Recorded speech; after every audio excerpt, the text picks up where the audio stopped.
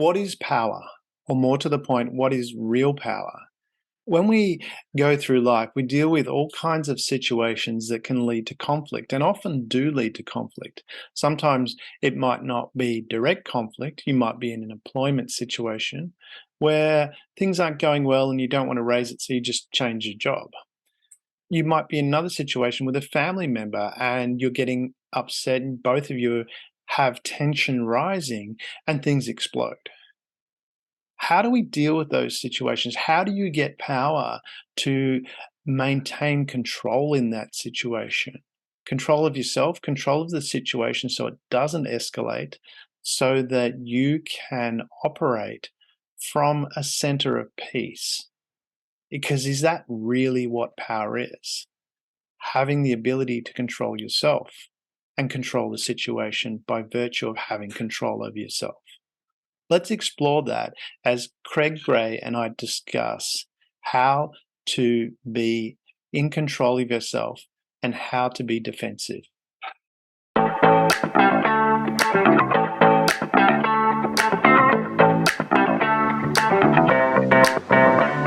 Welcome to Share.care, an all-inclusive community sharing experience, strength, and hope to create strong, healthy, and inspiring relationships. Share.care communities work toward every individual feeling safe, valued, and heard, free from the threat of danger, pain, or harm. Each episode, founder Damian Andrews explores the principles underpinning Share.care and invites expert special guests to share their knowledge so you can easily reap the benefits so many others experience. You hold the choice to create your future. Let it be with strong, healthy, and inspiring relationships. Hello and welcome to a Pondering Life episode of the Share.care podcast. Our belief is that global peace starts at home. Feeling safe, valued, and heard gives you a foundation to confidently step out and make the world a happier and safer place for everyone. Because in today's world, it's in your own selfish best interest to help others. And today it's my great pleasure to be discussing with Craig Gray defensive tactics. G'day, Craig. Great to see you again. Good afternoon. Damien, good to see you, man. Thank you. You were telling me in the pre-show you're having an 80s flashback, an Aussie's 80s flashback with Men at Work down under. It's true. I love them, and yeah, I can't get enough. And I thought of you and all of your listeners out there down under. Thanks for that. It's awesome. Yeah, get a bit of Vegemite. We'll send some over. How about that? Make your face curl up. Well, you could send Nicole Kidman. Isn't she Australian? Yeah. Definitely. It's Nicole Kidman. There's a whole list we can send across. There is a movie. Maybe you recognize it. It was called, I think, Windsurfer. It came out, again, I'm dating myself because I was going on a big 80s kick. I think it came out like 87. Yeah. And it was like Nicole Kidman's like first movie. Yeah. I can't remember the name of the guy that was in it, but he worked for his dad as an engineer, and he was a surfer type, and he was designing this basically wave pool. Back I would imagine they probably were just starting to get wave pools and that for surfing in places that you couldn't, didn't have surf. Yeah. And he was windsurfing, and he does this like 360 as he jumps off the wave, and he's really stoked about it. And she was watching him kind of like on the hill. So, part of the movie was him trying to find her just so he could validate his ego. Like, you saw me do the 360, right? And then obviously they fall in love, and she's a, musician, and they're the usual kind of storyline. But it's actually one of my more, favorite kind of 80s movies because I don't know, it's just kind of cool. And I believe it was her first role in the early mid 80s that was a movie. So yeah, I'm just looking it up as you're talking about it. Yeah, I can see it's the same buffy hair. Nicole Kidman, and Tom Burlington was the guy you were referring to as well. I'll send you details of another one, and I'm not sure which was first, but there's a movie that she did called BMX Bandits, and it was about kids riding around on BMX bikes. So that was I've one of seen that one too. Holy cow, that was about that may have been earlier. I think that predates the one that windsurfer or surf ride or whatever it was. yeah, Surf Rider. That's yeah. I'm not sure which is first, but we won't look that up and hurt anyone's ego by saying which was first. But we'll put that to the side. But yeah, There you go. so There's my Australian ode, and who doesn't love Crocodile Dundee? yes. It's, It's one of my favorite lines from a movie, and it sort of relates to what we're talking about as well. In the movie where they have the scene, they're up in the high rise and that is party, and he mentions New York being a bit of a nut house, and it turns out the girl that he saw, the lady he's talking to, after he goes back to his partner, he finds out that she's seeing a psychologist, and he goes, "Oh, maybe I shouldn't have made the crack about nut house. I didn't realize that she was crazy." And she goes, "No, no, no. A psychologist is just someone you go to and you talk about your problems, you let them out, bring them out into the open, and you release them that way." And she says, "Oh, you probably don't have any psychologists in Walkabout Creek." And he goes, "No, no, we just have Wally. If we have a problem, we tell Wally. He brings it out in the open, and because he tells everybody, and there's no more problem." And I thought, I mean, I just love that from such an analogy, from the perspective of, when we have problems, a lot of times we think we're alone with this problem, that we're the only one having that problem. And when we're yes. talking about, because we're talking about self-defense tactics here, or defense tactics, which includes self-defense tactics, and part of that, for me, is having a realistic perspective of the situation, which relates to obviously martial arts. Any combat situation, you want to have a realistic perspective of the situation, because if you don't, you can't deal with it. You can't address it. Is that your experience as well? That's what, because you work in this space. You teach. Just for the audience again, because I've got all the details in the show notes, but some of the background. If you just give a very short background of some of the people you've worked with. Yeah, I work a lot in the areas of defensive tactics, verbal communication skills during conflict, leadership skills, so tactical leadership. Um, my background, martial arts, obviously, but also in security services, so executive protection, and I've got a corporate background as well. So I kind of help organizations and individuals bring all this in together to what do you do when nice doesn't work? How do you kind of present yourself and organize the situation to be most good, least harm for everybody. And some of the clients that I've worked with, I work with a lot of police departments, some military, government organizations ranging from like Department of Justice and Department of Corrections, to churches and schools and hospitals. I do some corporate work. I would say by far and large, most of my work is in the area where there's the potential for physical violence. But I occasionally get hired to, I want to say, like business or organizational leaders that come in for like the conflict management stuff or the leadership stuff. Nowadays in the United States, anyways, a lot of active shooter type scenarios. I get hired for that stuff, and so it's kind of the gamut. But a lot of it really comes out of this idea of being a protector and what I call a peace walker, because we were all born protectors, right? We're all protecting something.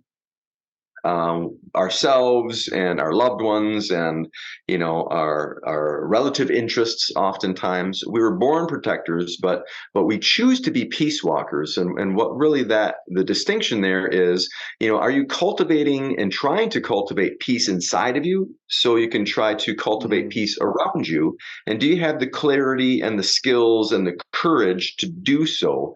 And unfortunately, many people really don't think about it. They don't put a lot of thought to it. So when the rubber meets the road, so to speak, and the conflict happens, oftentimes they find themselves ill-equipped. So either they don't do a good job engaging, maybe the situation escalates into a conflict that wasn't necessary, or if a conflict does arise and is unavoidable, maybe they don't perform quite as well as they were hoping, and that could be something like a bad business deal. It could be a hurt dealing with a relative or a loved one. It could be a disenfranchised friendship, or it could be something more physically serious, like you Mm. get hurt or somebody gets killed. I mean, that's kind of the gamut of what we're talking about with conflict. Yeah, and that's what I really stood out for me with your Peace Walker uh, aspect that you have, because you work with, and it's interesting. Well, the Peace Walker itself, because you say Peace Walkers are everyday people who are trained to protect life, and that's a foundation. And you mentioned you cultivate a peace inside you. And that's really important in any situation, whether you're dealing with, physical conflict, or even in a negotiation situation, or dealing with your partner. What you bring to it is how that moves forward. And I've noticed that particularly in what I've done in throughout my life. I mean, years ago, I would call myself a high conflict person in a situation where there was that risk of conflict, where that was starting to escalate.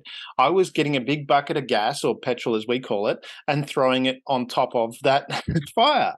That's I what I get it. was doing, and making it worse. And an example of that was years ago. I was helping a friend with their wedding, and I was at the front of the church and guiding people and things like that. And there's a space for the bridal car to pull up, and the bride could just get out and walk straight to the church. Well, someone coming to the wedding, there was nothing marking this is the bridal space. Someone coming to the wedding's gone and parked there.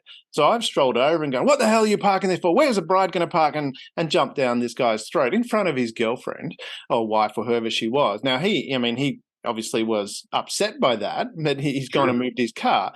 And that's kind of destroyed any potential of any relationship. Well, certainly would take a lot of rebuilding for me to have a relationship, not only with him, but with his wife, and anyone else that was probably watching would be going, "Ooh, who's this guy?" Right. And that's because that's where I was coming from inside. And this is where, as you're talking about, cultivating a peace inside. Whereas today, whenever I go into those situations, I come from it from a different perspective. I approach it from the perspective, I'm going to listen first, listen to what they've got to say. I'm going to ask some questions to probe and go, what about if we did this? Or what are you trying to achieve here? What can I do? I don't ask why questions. Why questions are not very good. But there's a whole reason for that, and you're smiling, and you know that as well. Why? Stay away. If you want to understand how the universe works, yes, ask why questions. If you're dealing with conflict, don't go, "Why did you do that?" Big gas, throw it on the fire. And that's where we're talking about how we deal with those situations, and that's what I really love from your perspective, is this whole point of view of coming from a culture of peace inside you first. Because if you don't have that, then it's going to be pretty difficult to deal with those situations, whether they're physical conflict or even, just how many times have we had an argument with our partner, our significant other, that could have been avoided by a simple Absolutely. change in strategy? How does someone develop this peace inside? What do they do? What do you take people through to do that? Well, I don't think there's any one particular path for everybody. Mm, Especially like when I teach people, it's unless they're coming to our like weekly classes, weekly martial arts classes. mm, But if it's in a seminar and workshop setting, I don't have time really to, if you want to say, have a teachable moment, so to speak. I think yeah. teachable moments are great. If you're someone's friend or mentor or whatever, and something happens, then there's a teachable moment, and you can kind of Mm, alert their attention to that teachable moment to help them start to work into a different perspective. So, being that I don't have that kind of time when I mm, work with people in workshops and that, one really good way that I start to introduce to people two things. One is, what in your life isn't working? What do you mm, continue to struggle with? Whether it's your business, because I would ask corporations and organizations the same questions. It's like, mm. okay, what's working? What's not working? And are there patterns? For instance, you hear everybody's been bullied at some point in their life in something, or Mm. disrespected. You run into a Delta Bravo who wants you to move your car because you're parked in the wrong spot or something. I love the Delta Bravo. Yeah. We all run into people who are having bad days and they take it out on us. Yeah. But you'll notice that some people, it's habitual. It happens all Mm, the time. And yeah. it's like, well, that's a clue, right? That's a clue. Like, hey, we're all unhappy some days. We're all, sad some days or depressed some days. But if that becomes part of our identity, and it's like, oh, I met another bad person, or now I'm in another bad job. It's the fifth Mm. bad job I've had. Well, you got to look at the common denominator. Yeah. So that's right. So that's one of the first steps is, what's Yeah. working, what's not working, and then is there a pattern? Yeah. And another thing as part of that is, and you can call it by a number of different words, and I think you have your folks do it too when you work with people, but meditation, mindfulness meditation Mm. with breathing exercises, and some very simple mindfulness exercises to start to slow down that process between thought, emotion, and reaction. Yeah. So you can start to dissect it a little bit and get to the bottom of it. So those are some of the fundamental things. And then always going back to that most good, least harm, pointing to the Mm. universal life value, are the actions that you're doing, you know, do you understand and believe in this idea of the universal life value, that every life has value to it? Yours too, right? You got to start with your own life. You're valuable as a human being, and everybody else is too, not any more or less than you. We're all, that's the part, the founding Yeah. fathers of America, that's what I believe what they meant by, the whole Well, you idea. see that definitely, and as much as America has a bad rep for gun violence, um, Yep, the reality is, and I love those stories from World War II, particularly, where they talk about, and that really made the difference was the respect for life made the difference in the outcome of that war. Really, it should have been a war that the Brits lost. Um, absolutely. and Europe lost, and Hitler technically should have taken over, but their value for life of their people uh, hurt that, and same with the Japanese. And the example was, and the difference being in America, there was, and we might have talked about this on the previous show, was there was one battle, I can't remember what it was, but they sent the planes had just enough fuel to get there and get back. That was it. But it was a critical mission. It had to be done. So they go, okay, we're going to do this. They didn't want to, but they said this needs to be done. So they sent the planes out. But as they were coming back, night fell, and the planes didn't have enough time to be set. It's not like today where there's all this radar and things like that where they can pinpoint it. Right. The planes had no idea. They knew roughly where the fleet was, but no idea exactly where it was. And the commander of the battle group, the admiral or whatever he termed was, I can't remember the specific names, but the admiral decided, he lit up the entire battle group, got them to turn all their lights on. So the plane, now that would have made them a target for anyone nearby, any of the enemy nearby. But it was like, these people that is worth it to save these people, which was the opposite of what the Japanese were doing by sending them out with half a load of fuel to just fly into Right. people. And as a result, the Allies kept all their talent, well, a lot more of their talent, whereas it ended up with the Japanese having young kids that didn't even know how to fly going into dogfights, and obviously they got smashed. And similar, Yeah. as we know, what's happening in Ukraine at the moment as well, where these untrained fighters that Russians are sending in are just getting obliterated. And that value for life is, I think, as you say, the founding fathers of America, but I mean, I think a lot of people also have that, and it's just getting Oh, they back do. It's attention. not. Yeah. That is not exclusive to American. I mean, No. it's exclusive to us as human beings, and we talked Mm. about that in the last episode show as well. It's Yep. in our DNA.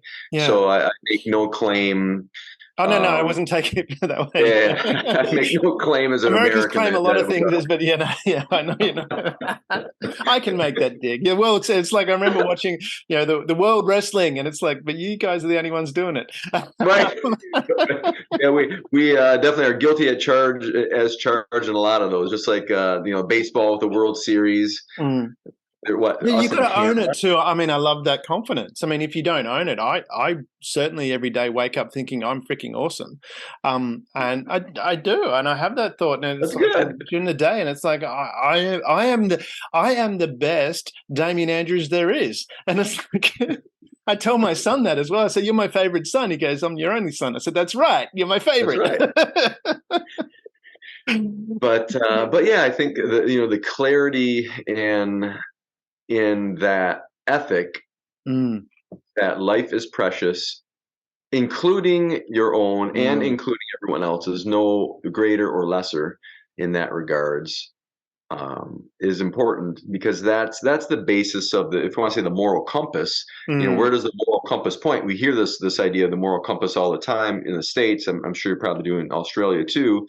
Moral compass this and moral compass that. But a lot of people who are saying that don't really understand, well, every compass needs magnetic true north in order Mm. to calibrate itself. And Yeah. unfortunately, their moral compass, it's not, they put it upon a relative value, and then it's easy to get out of Out of whack. kilt. Yeah. Yeah. So, the true north of the moral compass is that of life and the Mm. sanctity of life. And then there's the relative values that oftentimes people will supersede the value of life because of emotions or pride or maybe religion or whatever it might be, economics, Mm. political slants, whatever it might be. And then they find themselves in the middle of a much larger conflict because they're willing to protect their relative value over that value of life. Yeah. And then that's as you say that you can have that moral compass. I mean, true north is true north. There's no, that's north. And a moral compass, as you say, that can have a little bit of people can put a little bit of vagueness in there, then it's easier to sway off. But when you say, all life is precious or all life has value, that kind of that there's no swaying from that. And the example I have from that is, even the other day, my son, although he's about to get his black belt in karate, there's this big Right. spider at the front door, and he's going, "Dad, there's a big spider here. What do I do?" And I say, he's And like, it's Australia, well, so it's probably like that big. yeah, he didn't say, it's exactly Australia. They're massive. They're huge. They'll bite your head off. Put a the saddle on them and ride them. Exactly, and so he didn't say what I do. He said, "Can you help me?" And I went out. But at that same token, that all life is precious. I didn't walk up and it's but it was this big. It wasn't little one. I believe you. Yeah, and it was he goes and so I got it and it was near the door, so I shooed it out and sent it out outside. I didn't squish it or anything like that, because to me, it's the same sort of thing. I mean, I find that when I do, most of the time when I find there are spiders that kill in the house, if I'm going to be true. But No, I get it. Me too. there's the little white tails, which those things when they bite you, it rips your skin off, as in the sense it has a poison that makes your skin deteriorate. I squish those Oh, ones. we have one like that's called a brown recluse. Oh, okay. That does the same thing. It's venom. Venom like eats your Yeah. skin, and it won't heal. You got to cut it out and get a skin graft. Correct. Yeah. So for me, that's like, well, I respect your life, but I respect my skin more, and I'm not having you sneak up to me somewhere else. So, Yeah, I mean, bye-bye. well, and that's the thing where people get confused on, right? Is the Mm, idea? It's like, okay, well, then if all life matters, how is it that you can, justify defending yourself? And we mm, get this. I get this question asked. I won't say a lot, but yeah. less now, but I used to get asked a lot, was church security teams. We get Mm, church security teams that are like, no, no, no, God will protect, number one. And number two is, right, if we love all life, how could we really try to do harm on someone? mm, And so to qualify that I think in more real reality terms is, well, mm, you have to be able to separate someone's behavior Mm. from their life value. Yeah. And that's why, I'm not judging you on your life value, but I still am going to protect myself and innocent people who, you're trying to harm. I'm not doing it because I don't, love your value as a human being. I'm doing it because your actions are putting other people in danger. Yeah. And maybe you're not in the right mindset to change your actions, or, well, I should say that is the reason why you need to have a broad skill set Mm. so that I have choices that could maybe de-escalate that circumstance and not just, you know, um, have to hurt them in some way, or and you can take it in different contexts. So you've probably still come into contact with bosses that maybe are a little harsh. So Mm. their solution to everything is either firing the person or somehow harshly dealing with them. Mm. Maybe they need a little bit of clarity and a little bit more skills to have a dimmer switch rather than an Mm. on-off switch when it comes to conflict.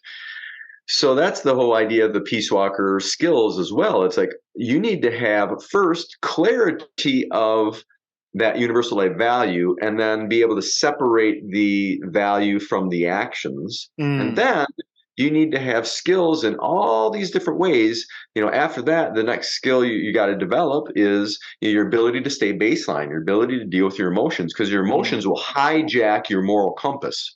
Yeah. If you're all revved up on emotions, and emotions can come in all flavors and sizes. Emotions could be you're mad, you're afraid, you're anxious, but emotions can also come in the idea of nationalism, of religious zealotry, where you're a zealot and you're extremist in anything. So your emotional state can be Yeah. hijacked, and then next thing you know, you're taking your relative values and you're superseding someone else's life value to protect that relative value that you have. Yeah. So you've got to have this wide kind of berth of skills. Mm. After the emotional stability skills of baseline, you have to have good verbal skills and leadership skills. Yeah. And then, you need to have some good physical skills on how to physically protect yourself and other people. So there's, I'm kind of summarizing it, but there's a gamut of skills that you need to have if you're going to have a better chance at dealing with that conflict in a more balanced, healthy way. Yeah, definitely. I think, from that perspective, using the analogy of, I mean, you can use the analogy of the Ukraine war at the moment. From that perspective, you go, well, you're respecting life, but you're killing lots of Russian soldiers. Well, the aspect there and the context there it needs to be relevant. And I'm using this as a metaphor, not as the specific thing.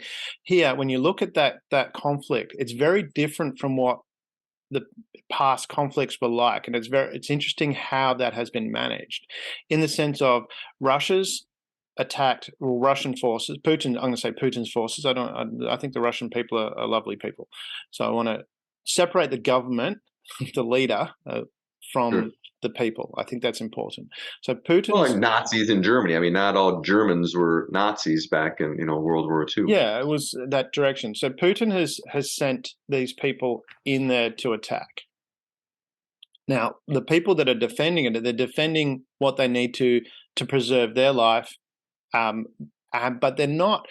In previous wars, you would have attacked the other country back, so missiles would have been flying into Russia, but that's not happening. They're doing what they need to defend their land, no more. And we wrote that into the share.care code. We have the code, which was similar to the old Knights Code.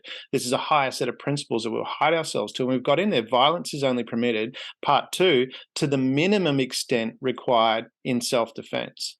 And that's where, from that perspective, it's like if someone, and using that analogy, if someone's advancing on you and continuing to advance, well, you can do what is at a minimum necessary to stop that advance. It's going to result in you being harmed. That's how I see where that line is drawn. It's not, okay, let's go, yep, you've attacked me, I'm going to obliterate everything. It's what do I need to do to stop the advance, to stop that attack? And that's as far as you go.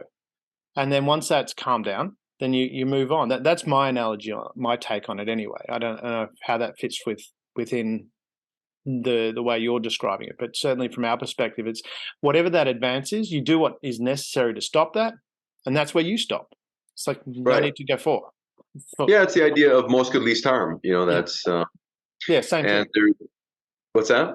I said, yeah, similar thing. It's the same thing. It's the most good least harm. So yeah. Yeah, it's like I'm going to protect myself and those under my leadership.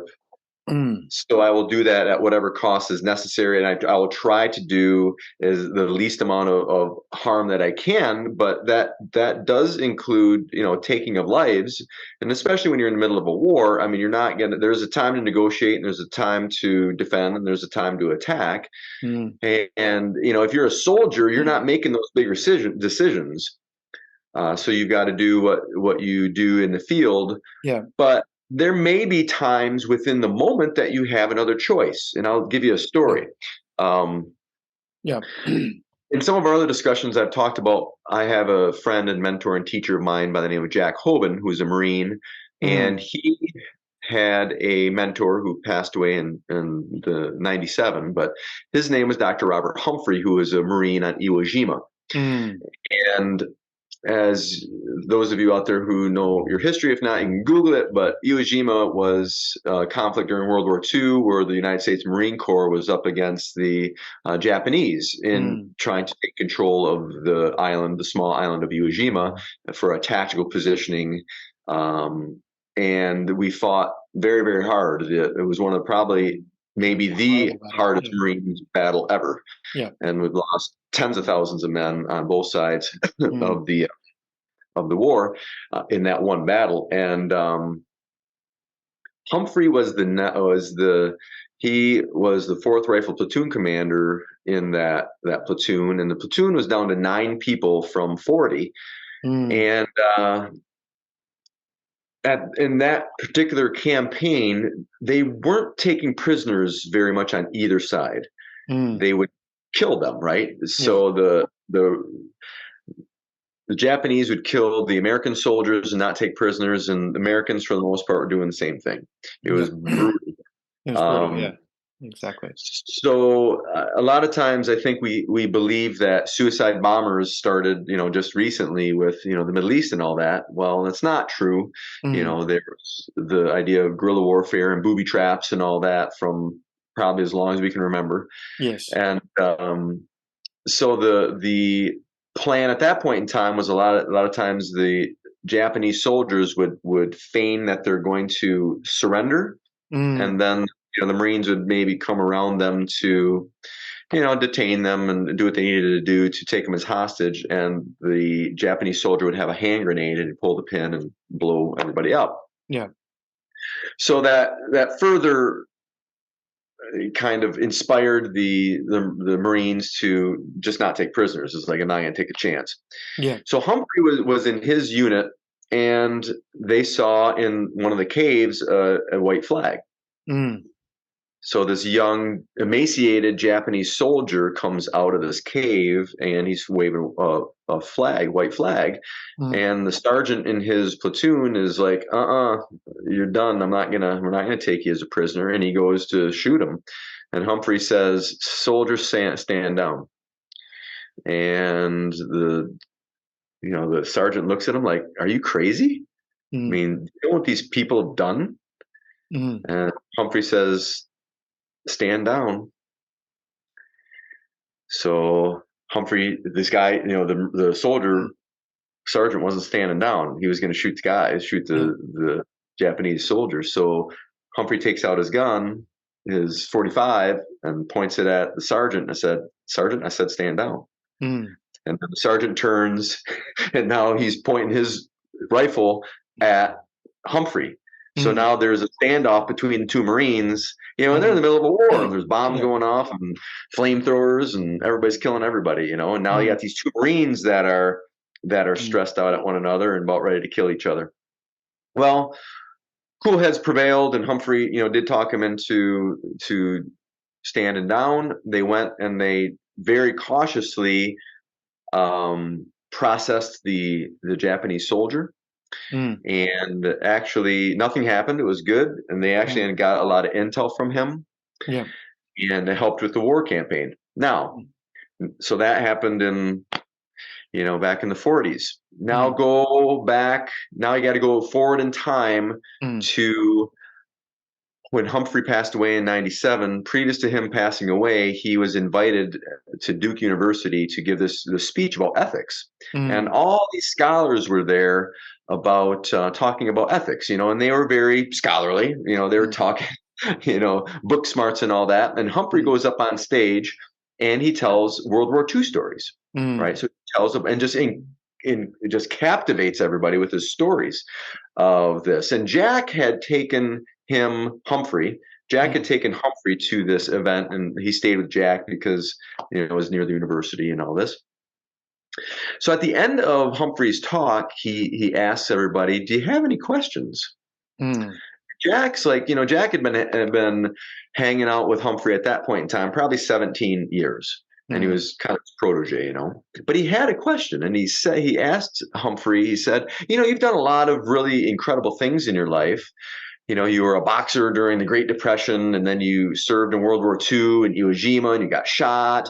And then after that, you worked for the State Department and worked, during the Cold War as a conflict resolutionist for the State Department. You were all over the world, Mm. helping people to not kill each other. And then after you got out, you set up these schools and worked with gang members in California, and were up in Canada working with indigenous people, setting up schools and helping them to assimilate and all. You did so many incredible things. What do Mm. you think was the most meaningful thing you did in your life? He also went to Harvard. He graduated from Harvard University, a very prestigious college. Yeah. Um, so what is the thing do you think, Dr. Humphrey, that was the most kind of impactful thing that you think in your life? And then he said, "Jack, do you remember that Japanese prisoner story? Mm. The one that I just told you?" Yeah. And Jack said, "Yeah." He said, "I think that was the most Mm. impactful thing in my life." He said, "Because we were in the middle of a war." Mm. And he said, "I didn't really give it much thought at the time, but just something told me not to kill the soldier. And in the middle of this war where everybody was killing everybody, and he said, I had to kill, and I saw a lot of my friends and compadres get killed. Mm. And I had the chance within that barrage of violence, I Mm. had the chance to save a life. Yeah. I chose to do it." And he said, "I didn't think about it much after that, because after we took him as a prisoner and processed him," he said, "we went back to kill him. Yeah. We went back to the war." He Mm. said, "But that, I believe, saved my humanity." Yeah. He said, "After the war was done, a lot of my friends who served in the war had, back then they called it shell shock, but, suffered from PTSD." Yeah. He said, "I never did." And he said, "And I credit that to that moment of being able to save that Ah. life." He said, "And Yeah. I don't have any, hardcore research or anything on it to Mm. prove or disprove it." He said, but I know that to be true in my heart, that was the deciding factor of what saved my humanity, that when I had the chance to save the life, I did."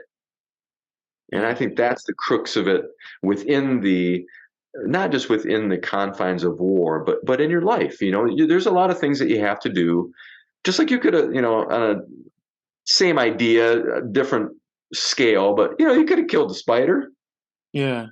That's but you didn't have. interesting. I that analogy there, as you're saying that, um, I had the chance to save a life and I did.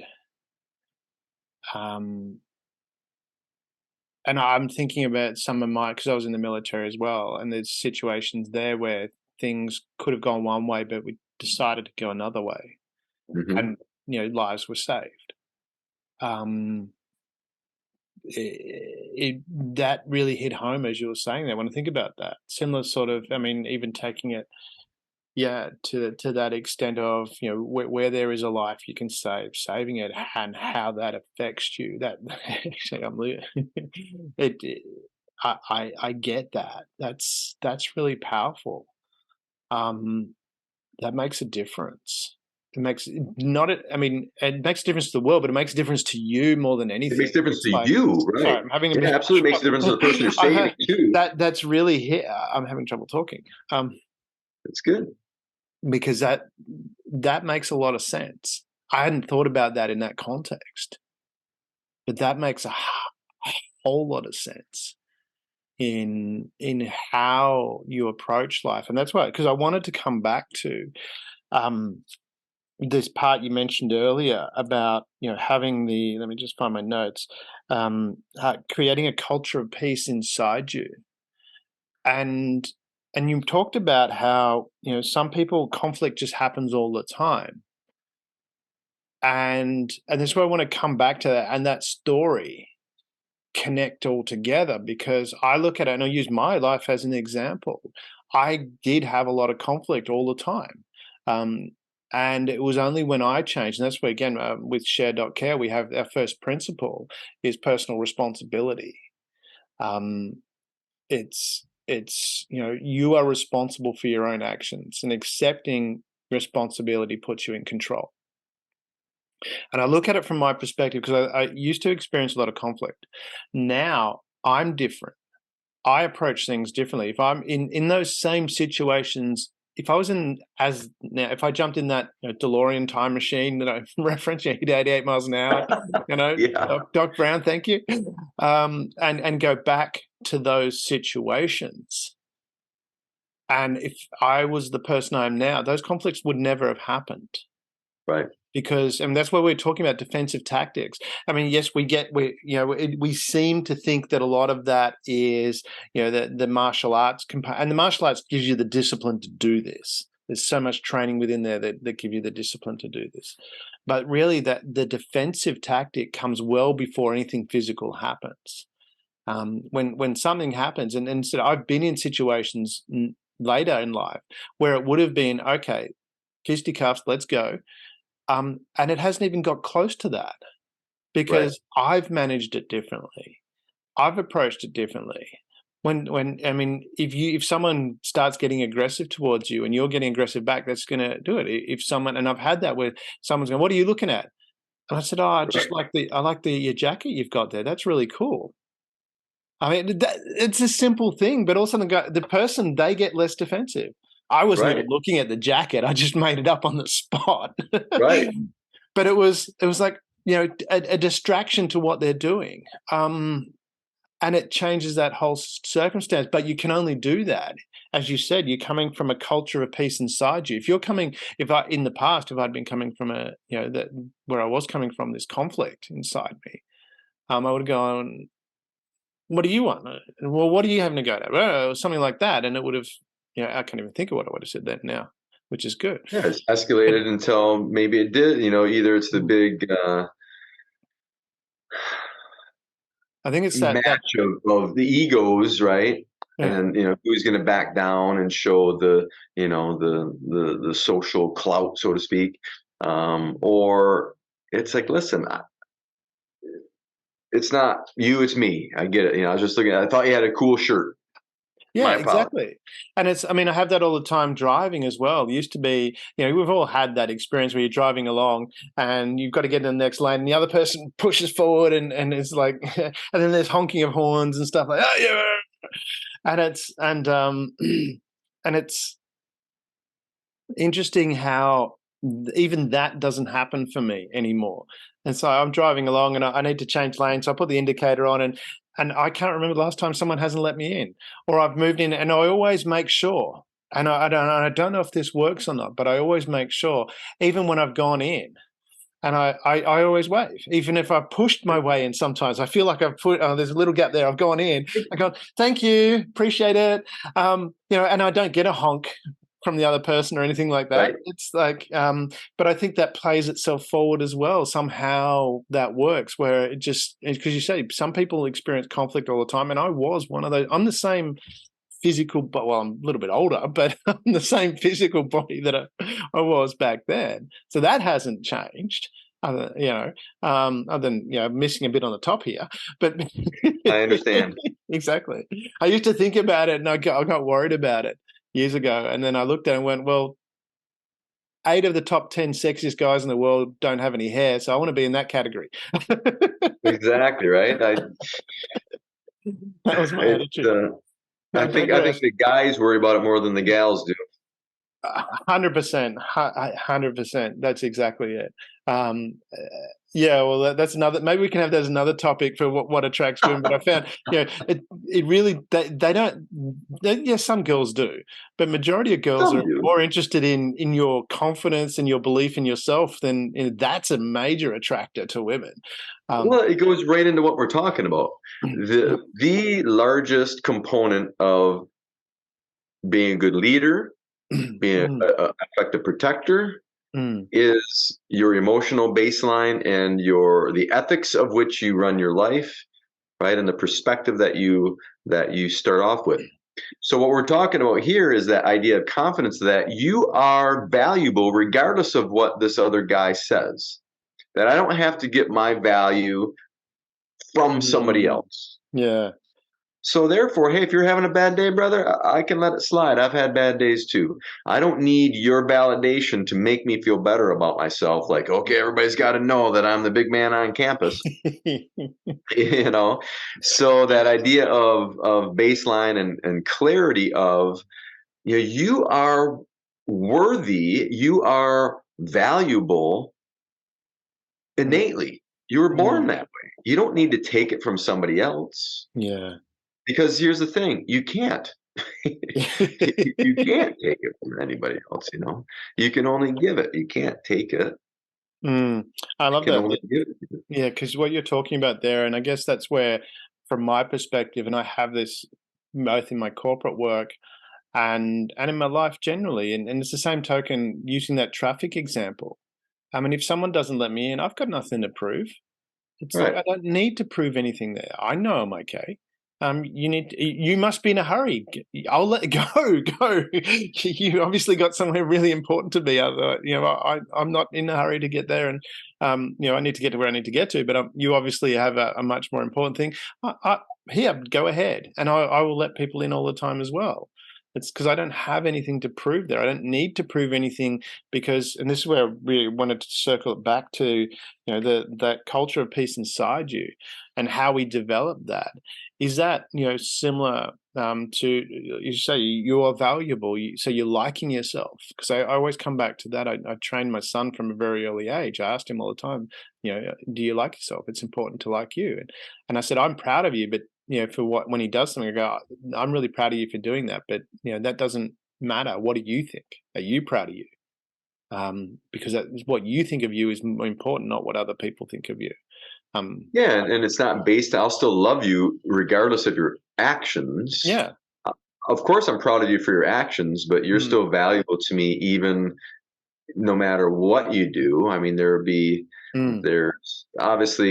there are repercussions for your actions, both positive and That's negative, different. depending on Yeah. what you do. Yeah. But you are so valuable beyond your actions, and that goes Mm, back to the separation of value versus behavior. Behaviors have value, mm. but there's an innate value that you have that supersedes that of your behavior. Yeah. What do you think from that perspective? Because I mean, my view on that is, how we perceive ourselves. Whether you think you have value, it comes back to your beliefs.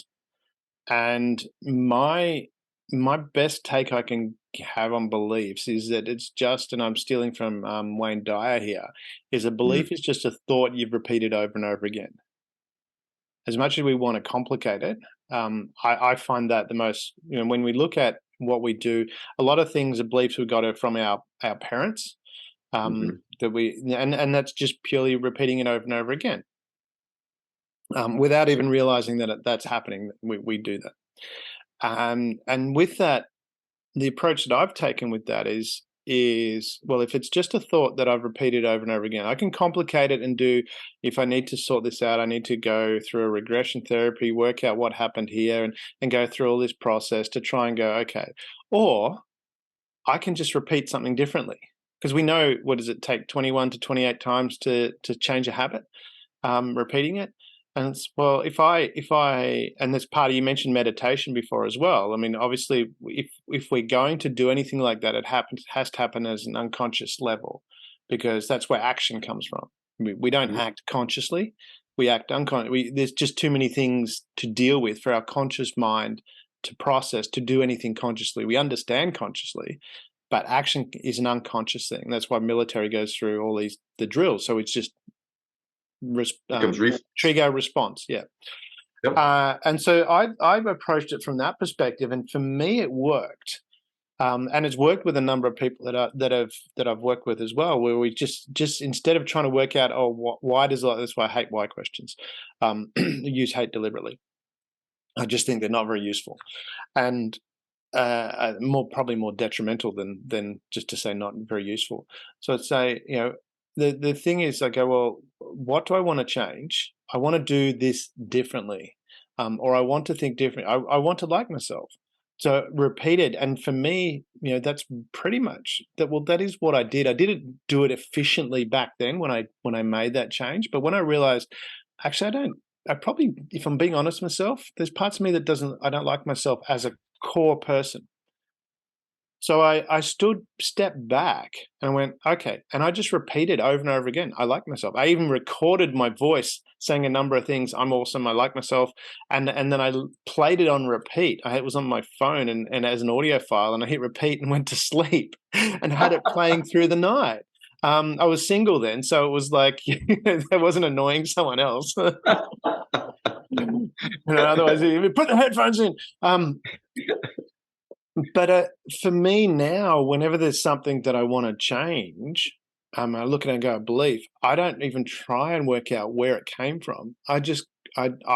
My understanding is a belief is a thought I've repeated over and over again. So I apply that principle habit, use a bit of meditation.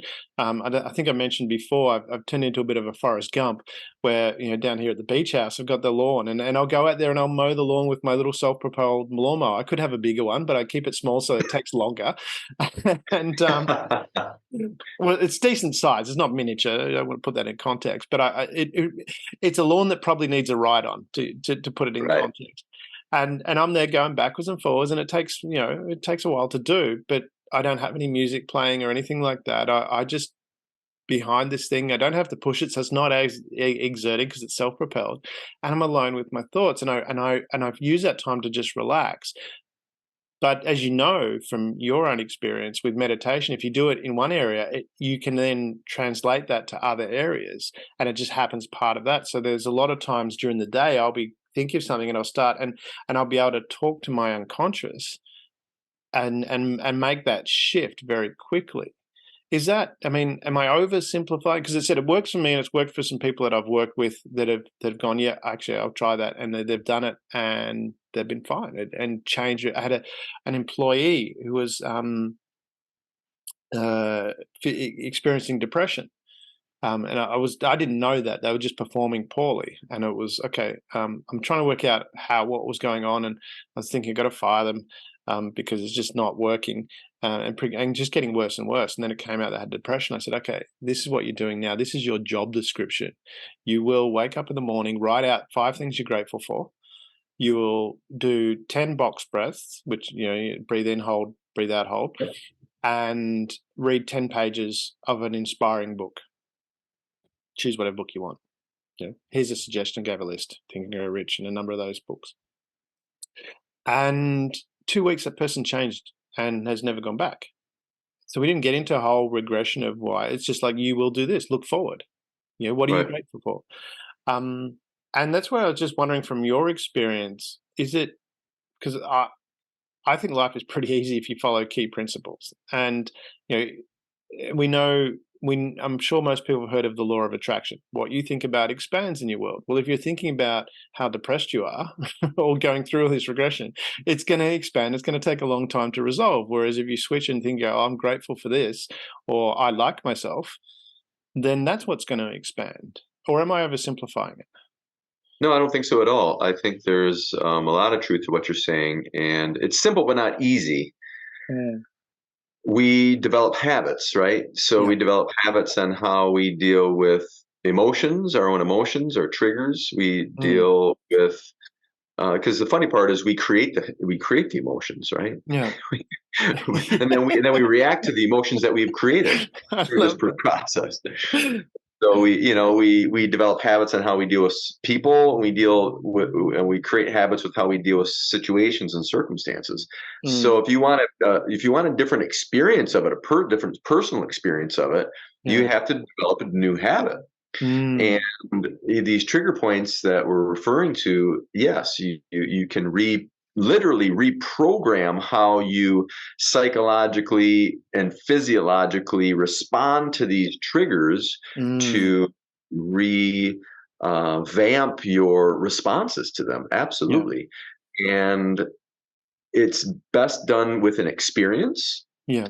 If you have a profound experience, it's easier to make the shift and change. But like we were Mm, saying earlier in our conversations, like when I'm doing workshops with organizations and individuals and seminars, I don't have time to wait for that right moment in context to go, that's it right there. Okay, remember that. Let's work off from that. yeah. That's most impactful. Like Mm, Humphrey's experience. It's not going to get much more impactful than that. yeah. You have some type of a life and death experience.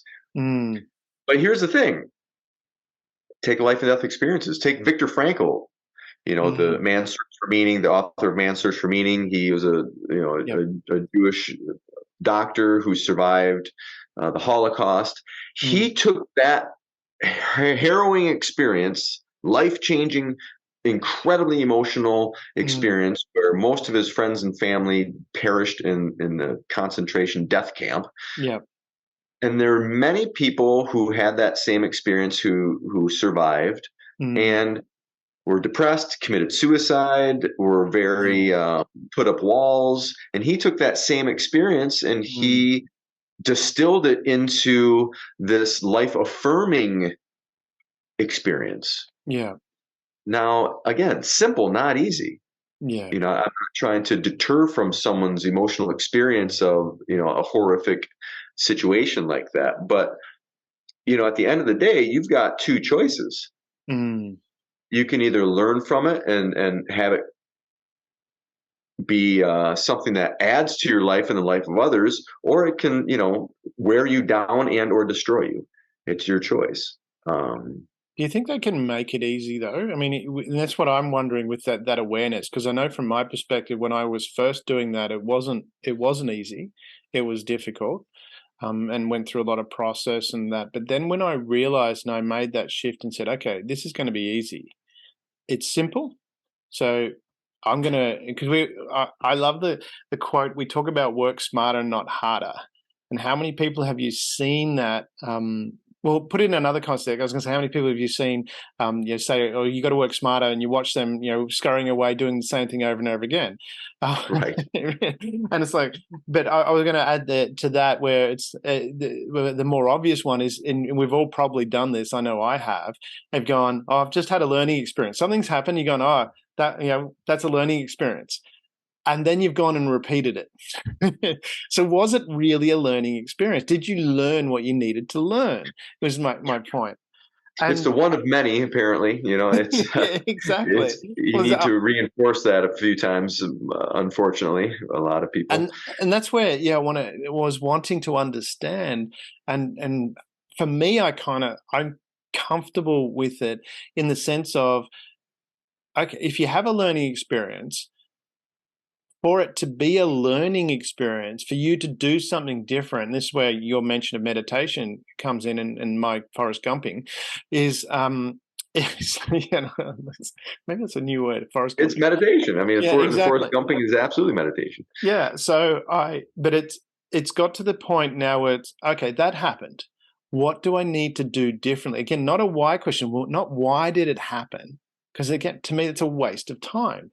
What do I need to do differently? So again, that's a forward projection, not trying to work out and my focus is in the past. So there's slight differences in what I've done in how I process it, which then for me makes it easy.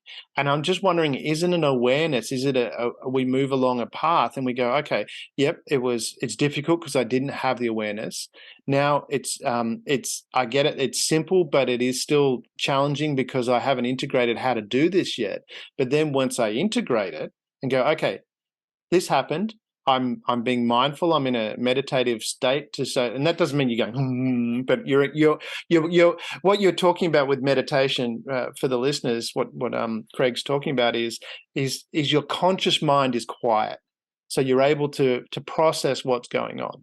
That's my, correct me if I'm wrong, but yes, that's exactly it. It's you're not thinking. You're trying to think about.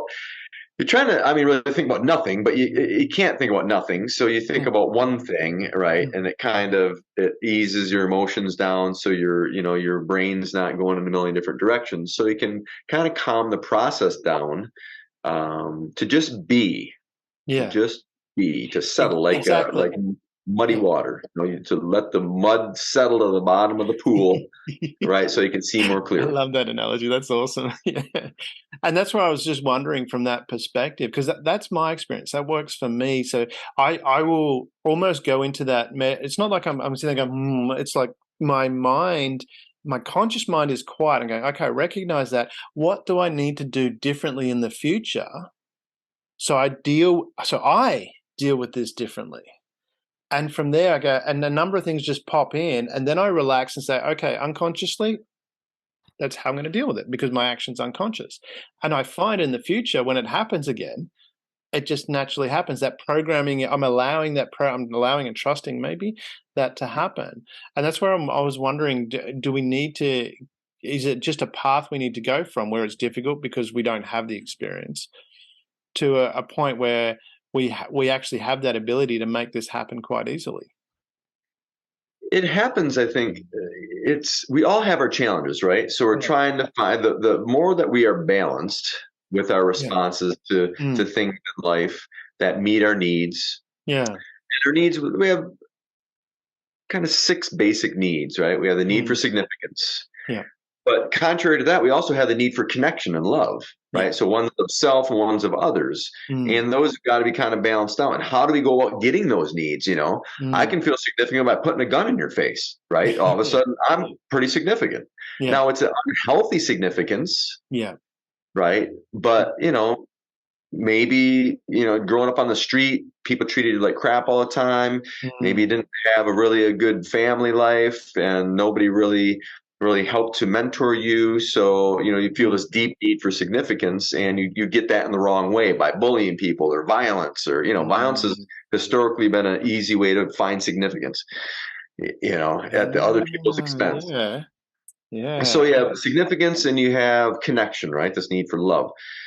And then you've got this need for certainty, for things being, structured, and 1 + 1 is 2. There's a certainty, but there's also a need for variety, for having uncertainty, right? For having surprises in life and the spice, so to speak.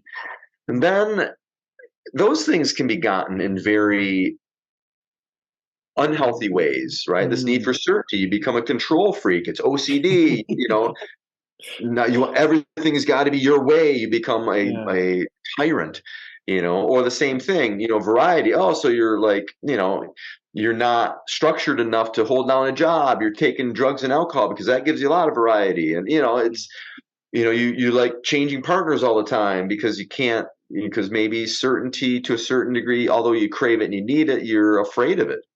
So finding the balance between those things, and the final 2 are contribution and growth. We want to feel as if we're contributing in some way, oftentimes to something bigger than ourselves. Yeah. Now that's why extremism is so sometimes easily inspired in people, especially young people who are angry.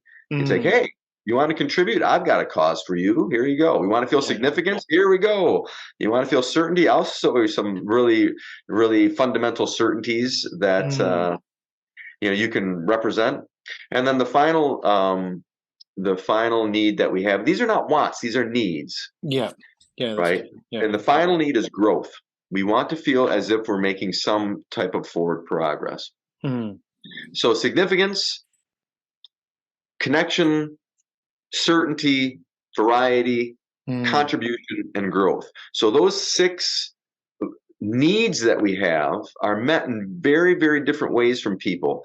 And what we mm. have to do is try to find balance within those Yeah. in a healthy way. And the more that we can find balance with those in a healthy way, the easier it is just to not be creating a bunch of violence and conflicts. Mm, And the same token goes, if you talk about, for instance, these are the same principles that I teach when I'm teaching leadership and conflict communication skills, yeah. right? If you can wrap around your dialogue into the needs of people, it's easier to influence them Mm, and and try to do it in a positive, healthy way. You can also manipulate people, which, you don't want to do that. yeah. Um, but understanding, knowing what to listen for and what to look for when people are communicating, because they're not going to say, well, it's really important for me that I have a significance. I mean, they never say that, right?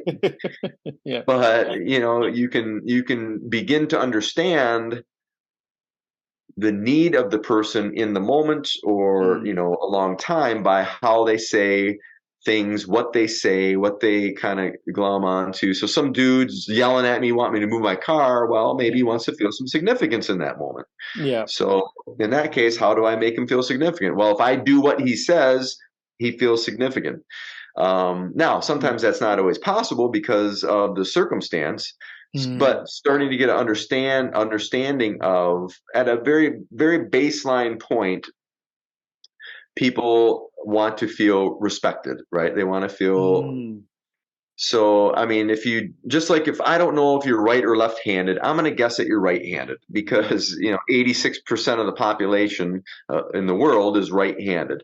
So I'll Yeah. make that assumption until I'm proven other, or until I get details that would dictate otherwise. But Mm, the same thing, I always make the assumption that, people want to be treated with dignity and respect, no mm. matter how wrong they are, no matter what kind of violation they did. If you treat them with dignity and respect, that you will oftentimes start off on a better foot than if you didn't. Yeah. Another thing is, people want to be listened to rather than Mm, just ignored, right? People yeah. want to be heard, feel as if you understand them. Because that also connects with a bunch of other things. It connects with rapport, it connects with significance, Yeah. it connects with connection. So people also want to be asked what to do, not told what to do, Yeah. right? They want to know a reason for why you're asking them to do something. They want to have choices. That's part of the whole, significance portion. They want Mm, to be in control, even if you frame the choices in a very particular way that are helping you get to the goal that you're looking for. People also like chances. They like to have second chances, and they like to have last chances. mm. And then people, believe it or not, like boundaries. They want clarity. They want to be certain about where they stand with things. So these are all aspects that, like when I teach leadership and conflict communication skills and that type of thing, where we weave these things together, because it's social psychology. These are not Yeah. wants, these are needs. And if these needs are not met with the individual, you're going to have a harder time influencing them. And then Mm. you're going to have a greater chance of having more conflict and possibly erupting into violence. Definitely, and that's I love that. I was furiously taking notes there while you're talking because there's so much information in there. And I'm linking it to because when we're talking about defensive tactics, and this is where I mean we highlight it with what could be the end result, and we mentioned wars and things like that. But when we take it a step back, and I love that there's a couple of points I want to go through, and we talk about dignity and respect and wanting to be listened to. But the one I want to come to first is this part about being asked what to do. And this is interesting because, and that stood out for me, and which is I've never yelled at my son ever. He's 14 years old now. Maybe there's a chance that that's going to happen because he's still a You need teenager. you deserve an award already. But the point that I want to highlight with that is I've never told him what to do. I always asked him. said, "Can Mhm. sometimes I asked repeatedly, but, Sure. you know, but I The funny always point on met." that, I want to pull you away from that, but just to interject in there, Yeah, there's three different states that people are in. If I want to simplify it for like yeah, conflict, one is open, like they're open to your suggestions, which yeah, usually means if you present and ask things in the right way, they'll say yes on the first try. yeah, Second state is closed, right? Which probably is indicative of teenagers, right? yeah, They're no matter what you say the first time, they're not going to do what you say. So you've got to right. yeah, So somewhere between 4 to 6 iterations, if you structure it in the correct way, mm, you have a much greater chance for influencing them to come around to become open. yeah, And then the third kind of state that you'll see people are in a determined state. They're determined to do whatever they want at pretty much any cost of yeah, you or other individuals. mm, Um, so the idea that you're asking, maybe several times mm, is good because you can take that closed off teenager and open mm, them up. But what a lot of people get stumped on is, well, how exactly do I structure that to, mm, because you can't just keep asking the same thing over and over and over again. In the same way, you're going to get, the same result, which is probably no. yeah. And from that context too, I mean, I do have to put it put the frame around that, is that we have a relationship along these lines since he was very young. So it's not, somewhere I'm dealing with a rebellious teenager that I'm trying to get to Right. do things. We have a relationship of respect and trust, which has been developed from a long time ago. So I respect him to do his thing. And we talk about school, for example, and he plans his school out now. When we look at it, you go, oh, he's doing it. But it wasn't, that didn't happen overnight. I mean, he'll do his homework and he has my training as well. So it's like, because Yep. I have my max time program, which shows you how to get the maximum bang for your buck out of your effort. So he can do his Nice. homework and smash that. And he's worked out if I do, because we talked about it, I said, one thing we can do with how your mind works is if you do the study in class and then you, on that day, and then you forget about it, and then you try and cram for the exam 2 months later, it's going to be more challenging because whereas if you take that at the end of the day, you come home, you do, you go through it. It might take you an hour, it might take you half an hour, but go through everything you've learned, reread it, just reread it. It will sink into your mind better so that when you study for the exam, you'll actually have a better foundation, because that's how, the longer you leave something between first and second reiteration, the harder it is to remember. You're basically starting again after a week if you haven't reviewed it.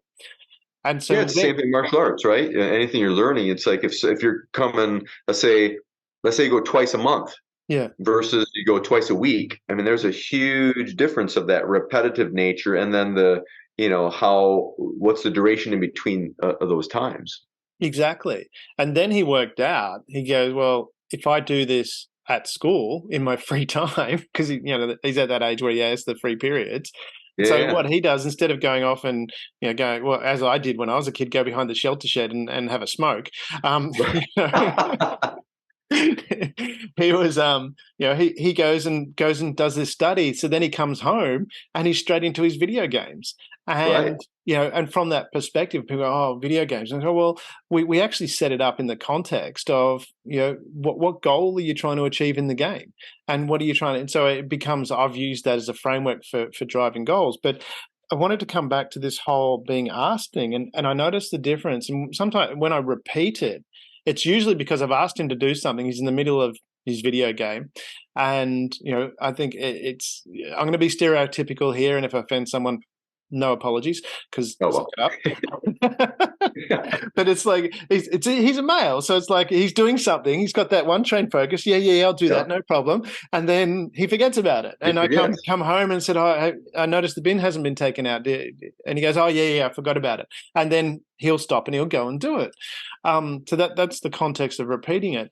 But it's interesting. I've noticed the same sort of thing, and that was a big shift for me in a corporate environment as well, and also in personal relationships, where instead of saying, this is my opinion, I ask a question and say, would this work to achieve what you want to achieve. When someone says, and it's not something I don't want to do, or I want to bring something new, I said, what if we do this instead? And it took a while. A mentor that I had was it was Greg Larson. He was the former managing director and CEO of not managing director and chairman of BP. Okay. And Oh, yeah. yeah, so and he was very now when I think back about it, I probably didn't notice as much when he was mentoring me, but now when I think back about the conversations, most of the conversations were him asking questions Mm, that we had.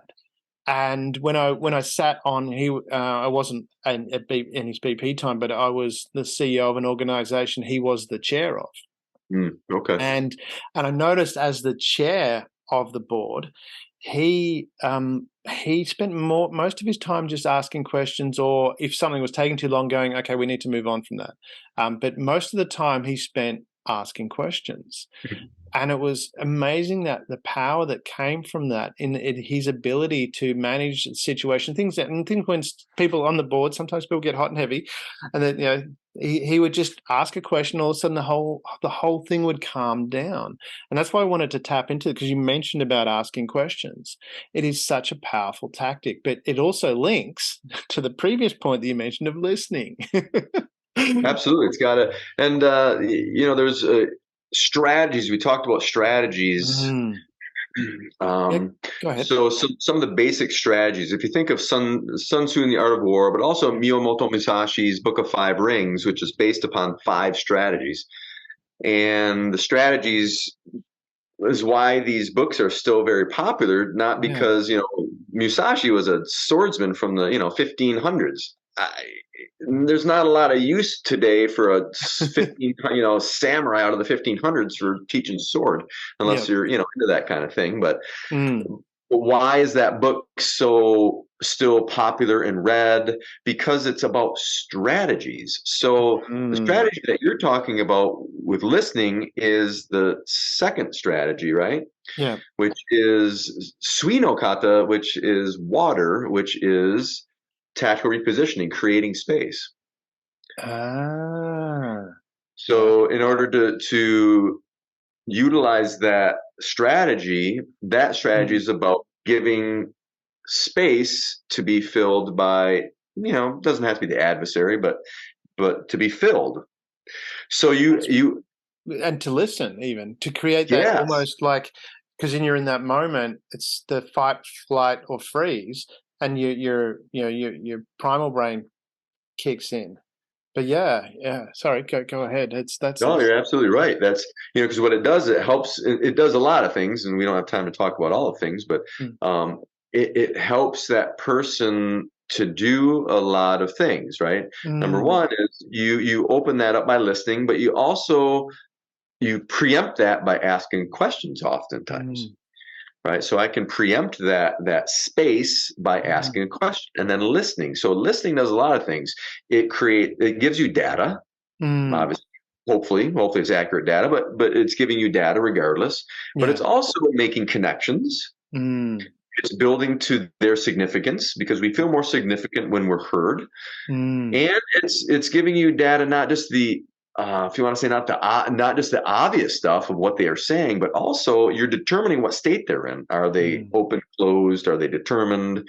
Are they, what's going on with their emotions and psychology at this point in time? So it's doing a lot of very beneficial things. It's also giving you strategies on how to proceed forward, because what a lot of people don't realize when it comes to leadership, conflict communications, it's not so much about me making you do what I want, or mm, persuading you into doing what I want, or manipulating you or forcing you into doing what I want. It's really about creating options that are most good least harm for everybody, mm,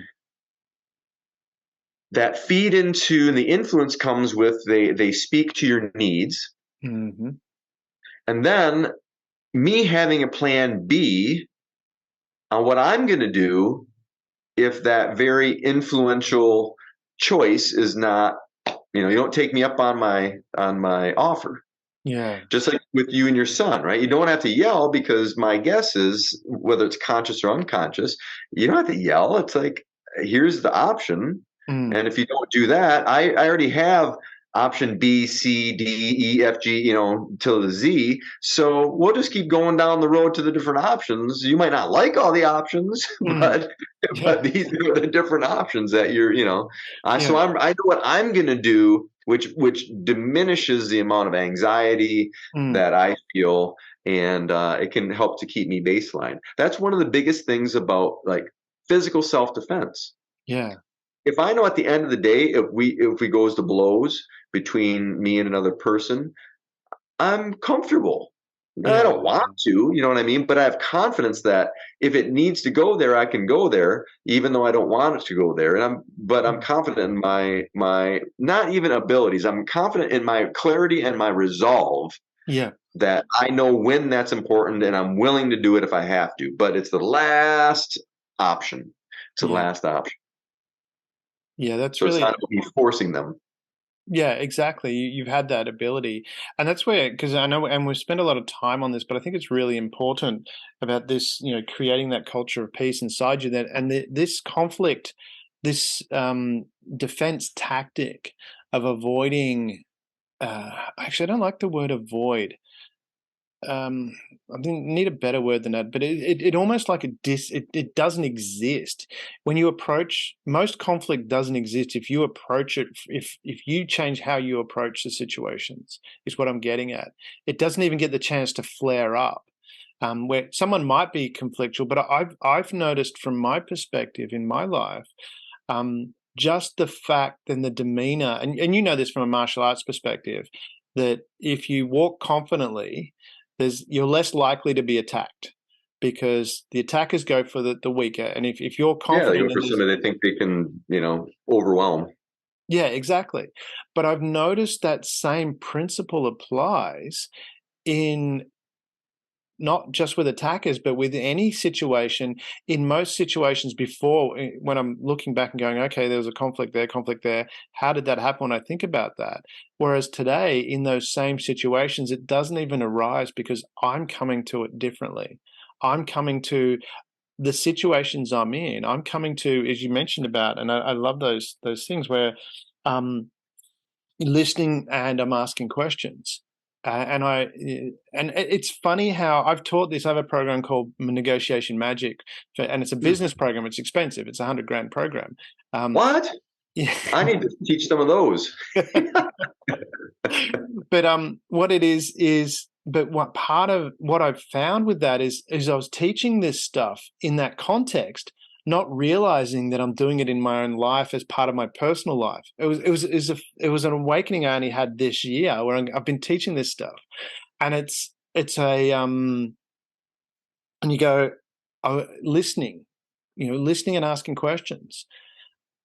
Then I want to circle back and want you to talk a little bit more about this, the dignity and respect. People want to be treated with dignity and respect, and I want to talk about it, if you can elaborate from the perspective of treating yourself with dignity and respect in that situation.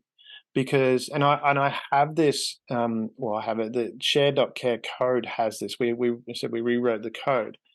Um and one of the principles is to laugh at yourself, one of the codes, laugh at yourself and not take offense at the opinions of others. And that comes back to this: I'm going to treat myself with dignity and respect. I'm not going to get offended and make myself look like a twat by going, "How dare you?" I'm Because you so do. I offended mean, right now. has anyone ever seen someone go stand up and get, if someone said, and then they lose it, going, "How dare you treat me like that," and lose it? Thought that that person had thought about them with dignity and respect. I certainly, there's no one, and I know, I'm sure when I've reacted that way, I don't think about the, I remember one time I was in the mine sites, and this guy come up to me, and I don't know what he said, and I'd had a few, so put the alcohol. That always primes the pump. Yeah, and I don't know what he said. He said something to me, and I've let go and just go, and and he's turned around and walked away. And as he's walked away, the part of me that wasn't quite fully drunk yet looked at how big he was. Like, what was I thinking? And it's like, I'm pretty comfortable handling myself like yourself, but it's still going, that wouldn't have been easy. Yeah, That wouldn't have been yeah. easy. And but I don't respect myself. And I certainly wasn't acting with dignity. And so from that perspective, if we're treating ourselves with dignity and we want to be treated with dignity and respect, do we need to really reframe that and go, with treating ourselves, being treated with dignity and respect also includes how you treat yourself? Absolutely. And like in that situation too, the difference between you not respecting your act, I mean, I've done things in my life that I did not and do not respect my actions, Mm. but I still respect my value as a human being. Ah, I yeah. still love myself. Mm. So you really have to make that, I mean, simple, not easy again, but it goes back to the same principles. The same principles that I teach for like the conflict communications and the leadership skills are the same principles that I teach for personal development. It's Mm. exactly the same. You reflect it back at yourself, right? To Yeah. figure out internal problems. So, in answer to that, I think subject is, yeah, there's going to be things in your life that you don't respect about yourself. Things Mm. in your life, but it's the things, right? It's the stuff. It's not the you.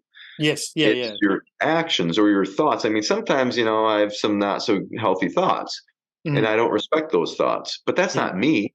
Yeah. So Yeah. that's what I think. Just like when somebody does something and it needs to be disciplined or they need to be arrested or sometimes they need to be hurt and Mm. sometimes under very extreme situations they need to be taken out of the picture. But you still have to be able to separate their value as a human being from that behavior, even if you have to manage that behavior. It's like, I'm sorry that it's come to this, and I'm not doing it because you're a piece of shit. I'm doing it because that action is not acceptable. Yeah. And that's why you need to have the skill set too of like, well, you call me a bad name, I don't take out my 9 millimeter and put a hole in your head. We need to be able to talk Well, that, about it, know how to avoid it, and it's got to be appropriate, an appropriate response. yeah.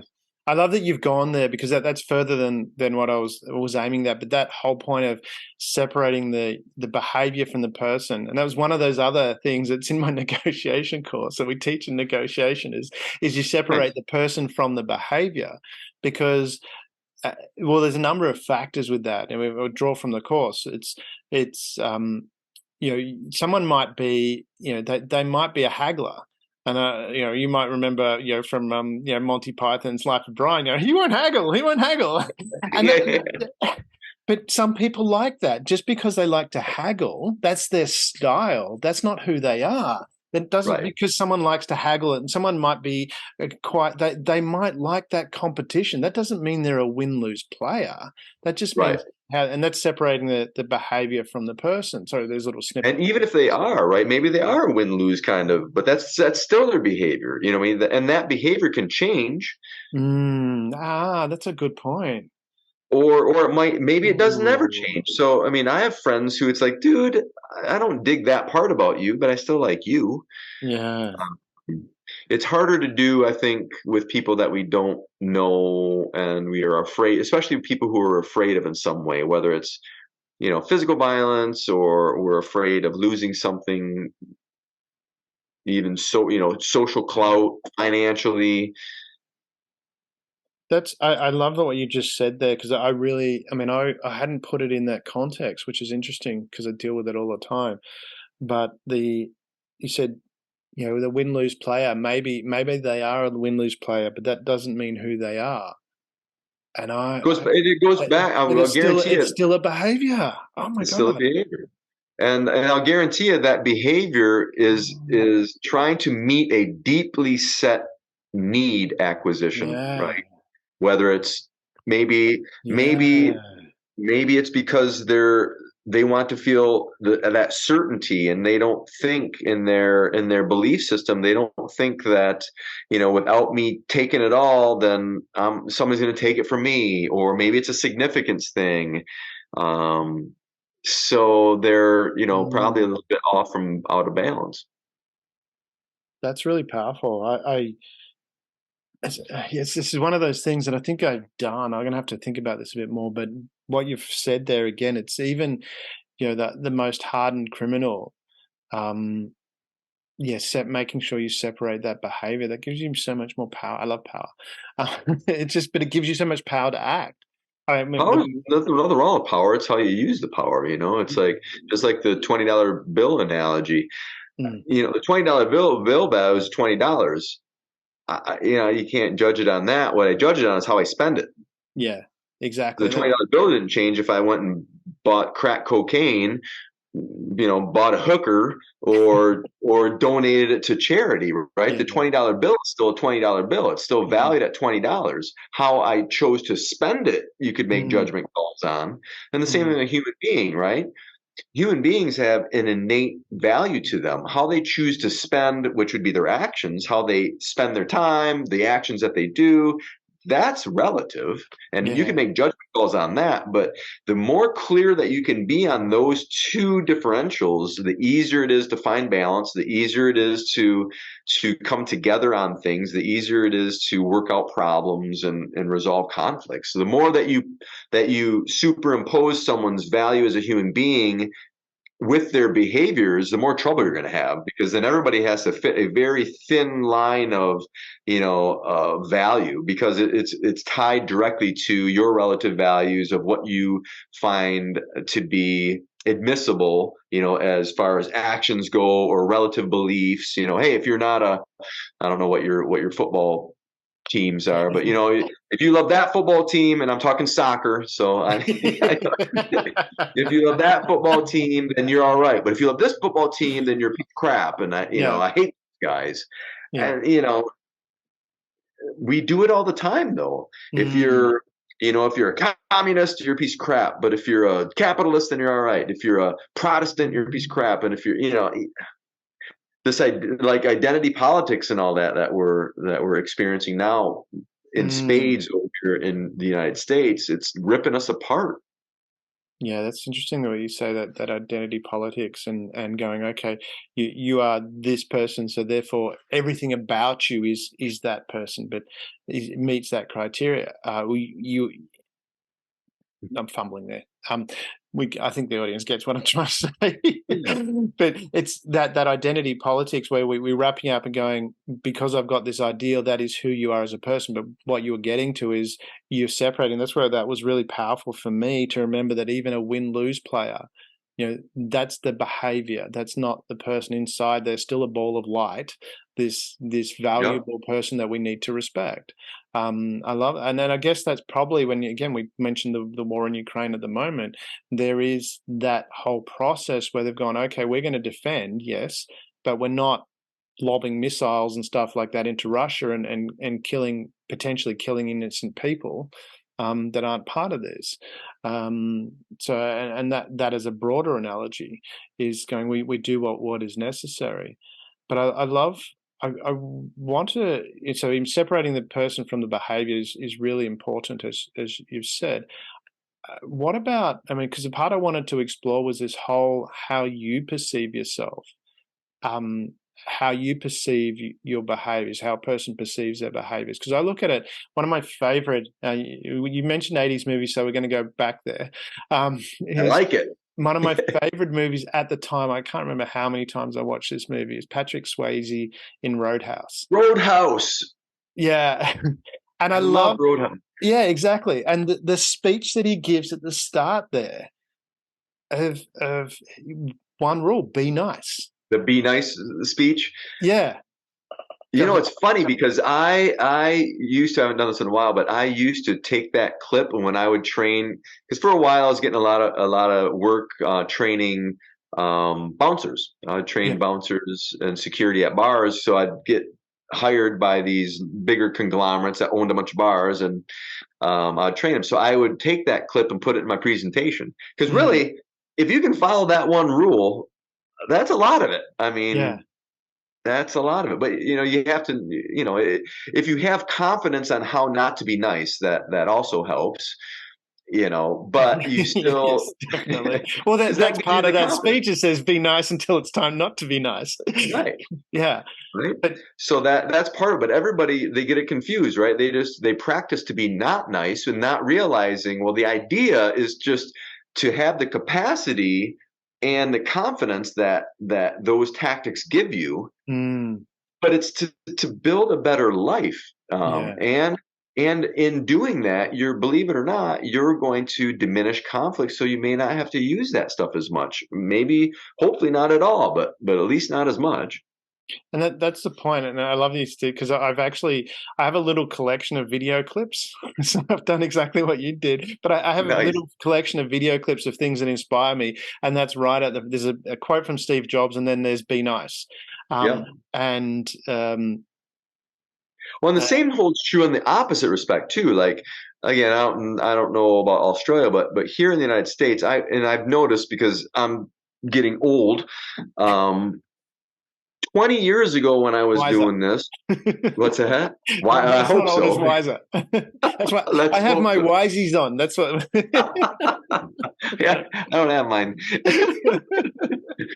Um, but 20, 25 years ago when I was teaching the same things I teach now, Mm, it seemed to me that there was a lot more of emphasis on the how do you want to say, don't be a wimp. yeah, So I had to help the guys kind of chill out with their egos. yeah. Hey, we do this and learn how to do the defensive tactics, so you don't have to use them, so you're confident, and so Mm, you can be gentle and nice. It gives me the capacity to be nicer. Where, here's the thing, I don't find that now. What I find now is the opposite in the uh, United States, anyways. yeah. Now it's the, no, you need to learn this because you need to harden up a little bit, because nice doesn't always work. Mm, And when you're, all of a sudden, you feel offended or you feel afraid and anxious when you are nice, and then you get all indignant with someone because they're not reciprocating that. That's all right. You need to kind of stoke the fires a little bit. mm, And that's not very popular right now. It's we've really kind of taken the teeth out of a lot of our, especially men, mm. in my opinion. Anyways, from Yeah, what I see, that causes other problems, right? That causes violence on the opposite end. yeah. Uh, so the idea is, bringing the folks who, what they do is that they're nice and they're nice and they're nice, and what's happening inside of them is they're getting angry. They don't feel respected. They don't have a really high opinion of themselves, so they try to get it from other people. How many likes am I getting, and how much validation am I getting? And then they don't really have the skills and the capacity to deal with even a low level Mm, conflict or aggression. So they don't know what to do when that happens. So they try to avoid it more. Now they're more anxious. yeah. And then either things blow up to where, now they're doing the active shooter gig, or things implode and they're hurting themselves, committing suicide, quitting jobs that, it's like, really, why don't you just address the problem? So trying to give them the tools to know what to do when nice doesn't work, and that it's all right when nice doesn't work, because it's not about you trying to get validation from people all the time, because your worth and your value is not connected to your validation from other people. Yeah, and I love that the fact that you have that ability and using that roadhouse now, and I'm going to stick with pop culture because it's fun. Well, it is for me. Especially But 80s pop culture is the most fun. exactly. So I've got another reference I'm going to bring up in a second. Um, but that whole "be nice until not." But what you're saying there, and I love that you have the confidence to deal with the situation. Now, it might be, if it's a physical conflict, you've got the ability or the confidence to deal with it, or it might be a verbal situation where you've got the ability to manage it. It comes down, but you've got that skill. And in that, and this is where I want to bring in that other analogy, because I love this treating you want to be treated people want to be treated with dignity and respect. And I want to come to that, stay with that point of, in their own behaviors, are they treating themselves with dignity and respect? And I'm going to reference, because I watched it last night, or some of it was the movie Pretty Woman, with Richard Haven't Gere seen that and one in a long time. yeah. But there's a scene, and there's the dinner scene in there, and I was noticing Richard Gere's behavior, which I hadn't watched it for a long time, and I hadn't noticed this as much as it stood out for me. But in every moment, he was not only nice, he was highly respectful in how he dealt with that. And the dinner scene was really highlighted that, where they were having this discussion where he's going to take over this other guy's company, and the other guy didn't want him to take over the company, and they were going to fight it. And at the end of the dinner, they got up, and the son stormed off, and the dad was there, and he walked around to Richard Gere, got right in his face, and said, "I'm going to rip you apart." And Richard Gere did not flinch, did not move, and he goes, "I look forward to it, sir." And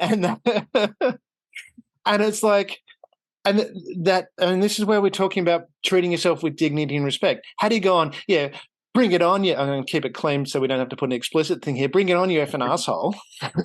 Right, right. How much dignity and respect would he have been giving himself? It wouldn't have been, that's not a dignified response. It's certainly, for your own self, it's not a respectful response. But this, "I look forward to it, sir," was how, and it just was perfect. And so, and this is what I'm wondering as we're talking about this, and whether, obviously this is something sharing, but maybe we need to have more of this conversation. We want to be treated with dignity and respect, but it starts with us first, treating ourselves with dignity and respect. So if someone comes to us with conflict, we go, "I look forward to it, sir," or something along those lines. Absolutely. And it goes back to what we were talking about earlier too, with the idea of habits, right? Mm, Maybe we were taught, many people were taught not to treat themselves with dignity and respect. yeah. And not even consciously, right? It's maybe it's what they picked up on, and it wasn't even intentional. Mm, And sometimes it is very intentional, right? Depending on the behavior of who raised you. But you're developing a blueprint on how you're going to respond to these things at a very, very, very, very early age. yeah. So it's imprinted so deeply inside of you, you don't even realize that it's not you. Mm, That is not you. That's something that has been imprinted in you, yeah. and it can be reprogrammed. Mm-hmm. And what happens is we start to identify that as us, and it really gets hard to separate that out. So you develop this habit that you don't even treat yourself with dignity and respect. So Yeah. how are you going to treat other people? That's even if you are treating other people with dignity and respect, oftentimes that can turn into resentment on your own part because you don't feel that you're being treated with dignity and respect because you don't do it to yourself. Yeah. And it can start, there's a lot of people in our culture in the United States that are what I would call seething, right? They're nice, but you can see there's something underneath there cooking, that they're waiting for something to happen to explode, right? Yeah. It's the road ragers, it's the people who, take whatever small little infraction you can think of and somebody goes off on it because now they feel they have that high ground to feel significant and to feel that certainty that they're right, and to get a lot of their needs met, but in a very unhealthy way. Well, that's what I want to get to, and this is the whole point. Coming back to this being treated with dignity and respect, and you saying they want it to feel significant, and they're waiting to explode, but the reality is that's not giving them that. As you say, it's unhealthy, Right. but the reality is it's not even giving them that, because I Nope. don't know many people that look at someone that does that and goes, "Well, that's a respectful behavior," or "Aren't they being No. dignified?" Right. And that's why it's so hollow, right? So Yeah. they feel that in the moment Mm. very briefly. It's kind of like, you're having a lot of problems in life, so you decide to start drinking your problems away. Well, guess what? The problems are still there, now they're worse, Yeah. right?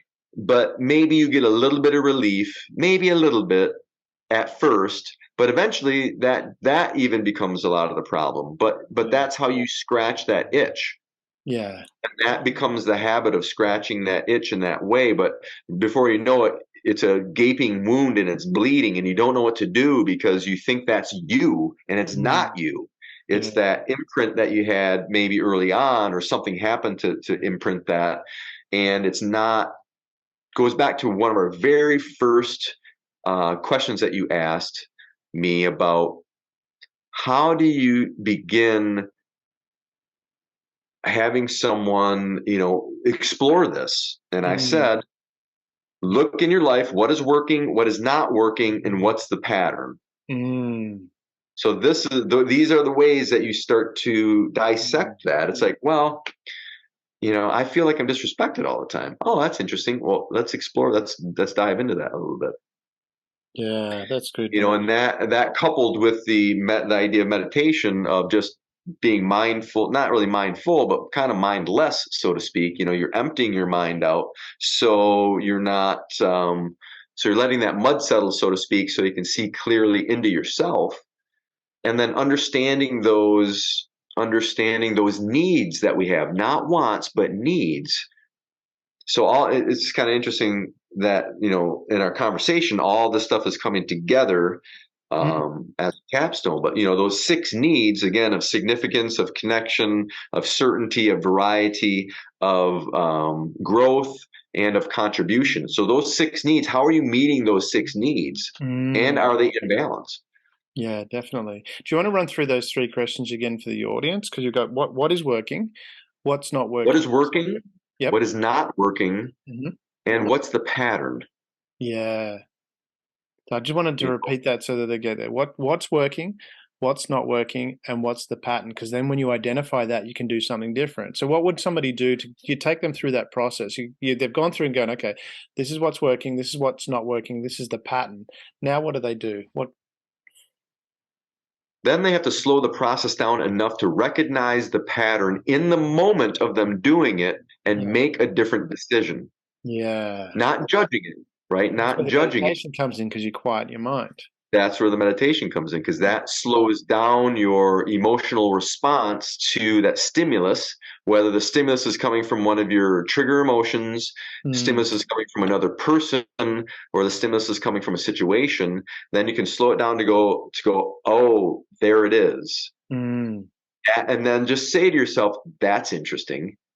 Yeah. And then understand that you have, what other choices do I have in this situation? I could Yeah. react to it and freak out and, demand this, and those choices are going to be based upon what needs that you see most prevalently, right? You're going to be drawn to that choice that represents that need that you feel you have the most. And if it's out of balance, you're going to end up with the same result as your pattern. Mm. So you've got to start making different decisions, or you're going to get the same outcome. Yeah. And that's where I And really want to come and explore that because coming back to this, I love what you said about creating a culture of peace inside you. To me, that is the most powerful place you can come from in any situation. It's not, and I mean, I'm part Polish origin. I'm Polish, Ukrainian, and Russian for those new listeners, which mean, and I'm fully integrated, so I'm sure they'll integrate as well. That's a digression there, but I mean, I grew up with a Roman Catholic upbringing. Um, so did I. We have a lot of similarities. yeah, exactly. I mean, I say I can't be Catholic anymore because I don't feel guilt. But and but go to a lot of beer tents. exactly. But this when you look at that situation, we've talked about this before because you mentioned about the warrior symbol is a broken spear, meaning that you have the power to act, but unless it's absolutely necessary, you're not going to. You're not going to And the be idea of that action is to prevent the conflict, not correct. to start the conflict, but to prevent the conflict. Exactly. Yep. Go ahead. Sorry. No, I was saying, just like you were saying with the Ukrainian scenario, Mm. um, I use the violence to prevent more violence. I Yeah. don't then incite more and reignite those fires. And what I was getting at was this cult where we're going with this. And if you look at that scenario, this culture of having a culture of peace inside you, using that terminology, which comes back to, because I was always stuck on the misnomer. Well, to me, it was a misnomer of the meek shall inherit the earth. Because I'm going with a Catholic upbringing, going, the Bible is certainly not about.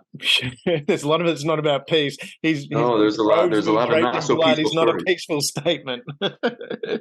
And so there was always that. But then I learned that meek has actually been now doesn't have the same meaning that it had back then. Meek was the same thing that you were talking about, with this warrior that has that power, that doesn't do it. They just, the fact that they are confident scares off the potential enemy.